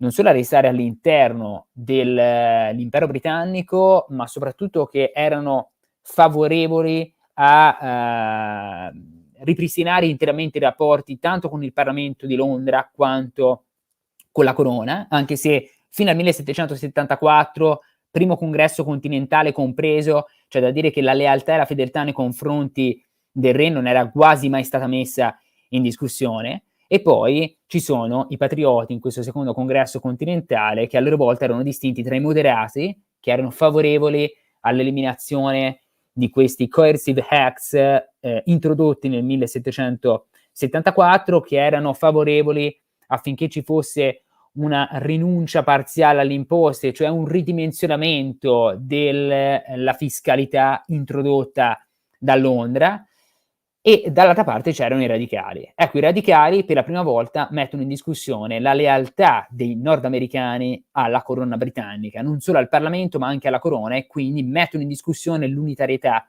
dell'impero, ovvero i radicali sono favorevoli alla creazione di libere repubbliche indipendenti, tanto che sempre nel 1775 John Dickinson, che è il leader dei lealisti, di fronte alle discussioni che si ebbero all'interno del secondo congresso continentale, decise di inviare a Giorgio III di Gran Bretagna la petizione del ramoscello d'ulivo, nella quale chiedeva la riconciliazione avvalendosi dell'adeguato registro reverenziale in cambio di una diminuzione delle tasse, sottolineando soprattutto come fosse indispensabile l'intervento del sovrano per evitare la rottura tra le 13 colonie e la madrepatria e dunque lo sconquasso generale. C'era infatti... Inutile dire che il buon Giorgio, parliamo del re Giorgio III, rispose con una bella pernacchiona, ovviamente però tutta molto, diciamo, ecco, con termini molto più soavi. Certo, tra l'altro... Molto, molto taglienti anche. Certo, tra l'altro Dickinson inviò questa petizione del ramoscello d'olivo perché aveva paura non solo della perdita dell'impero britannico e quindi del ridimensionamento geopolitico dell'impero rispetto alla Francia o anche all'ormai declinante impero spagnolo, ma aveva anche paura della profonda divisione interna alle 13 colonie e soprattutto all'agitazione delle folle. Cioè Dickinson temeva che la fine dell'impero britannico avrebbe portato ad un ridimensionamento anche politico-legislativo con l'avvento della democrazia, del populismo e dunque del governo da parte delle masse. E qui ci abbiamo alla conclusione con il 15 giugno 1775 George Washington è scelto per comandare la Continental Army. Perché? Perché già nell'aprile del 1775, ma di questo poi parleremo la prossima volta, c'erano già stati dei tafferugli e i primi spargimenti di sangue tra Lexington e Concord che determineranno poi l'avvento della rivoluzione americana e dunque della guerra d'indipendenza. Se andiamo alla slide successiva, ecco, e con questa poi, questa è la prossima, concludiamo. Il 10 gennaio 1776 è ormai 9 mesi circa che sono iniziati gli spargimenti di sangue tra i nordamericani e le truppe della madrepatria. Il 10 gennaio 1776 Thomas Paine, dalle stampe Common Sense. Tom Paine era un inglese radicale, di idee molto estreme, da alcuni definiti anche un protocomunista. Fatto sta che nel 1774 si trasferì a Filadelfia, in Pennsylvania, e 2 anni dopo diede alle stampe questo pamphlet, Senso comune, che il 14 febbraio 1776 vide addirittura la seconda edizione con 150.000 copie vendute. Per la prima volta il re è posto sotto accusa, colpevole di essersi comportato come un tiranno. C'è una lunga lista di accuse che vengono rivolte nei confronti del re Giorgio III sul banco degli imputati perché comportatosi appunto come un tiranno nei confronti dei coloni. E scrive Thomas Paine in un passo che è emblematico del suo pamphlet: esistono migliaia, decine di migliaia di uomini che riterrebbero motivo di gloria scacciare dal continente quel potere barbaro e diabolico che ha istigato gli indiani e i neri a distruggerci. O voi chiamate il genere umano, o voi che osate opporvi non soltanto alla tirannide ma al tiranno, fatevi avanti. Ogni angolo del vecchio mondo è infestato dall'oppressione. Su tutta la superficie del pianeta si dà la caccia alla libertà. L'Asia e l'Africa l'hanno bandita da lungo tempo, l'Europa la considera una straniera e l'Inghilterra le ha intimato la disdetta. Accogliete dunque la fuggitiva e preparate in tempo un rifugio per il genere umano. Sono chiaramente, fermamente e consapevolmente convinto che l'indipendenza costituisca il vero interesse del nostro continente. il sangue delle vittime e la voce piena di lacrime della natura gridano: è tempo di separarsi. Dunque, le 13 colonie dovevano trasformarsi in un ricettacolo della libertà, libertà che doveva trovare rifugio appunto in America, e soprattutto le 13 colonie dovevano trasformare radicalmente il proprio approccio nei confronti della madrepatria, perché era il tempo di dichiarare la propria indipendenza e dunque rompere definitivamente i legami e i rapporti con la madrepatria. E infatti, come vediamo nell'ultima slide, il 9 luglio 1776, 5 giorni dopo la dichiarazione di indipendenza, 4 luglio 1776, a New York, una folla scatenata di ribelli nordamericani decide appunto di abbattere, in un primo momento di iconoclastia di quelli che diventeranno gli Stati Uniti d'America, la statua di Giorgio III di Gran Bretagna. E era sostanzialmente in questo modo dichiarata guerra alla corona, e dunque si era scatenata e aperta la rivoluzione americana. Bene, e da qui, insomma, concludiamo questa prima parte del racconto. Abbiamo fatto in praticamente queste 2 ore, quindi complimenti per la resistenza, Elia, e anche voi che ci avete ascoltato e avete ascoltato specialmente il buon Morelli. Siamo partiti, insomma, dal 600, insomma, da coloni che si sono trasferiti, diciamo, sono anche fuggiti alcuni di essi dalla madrepatria.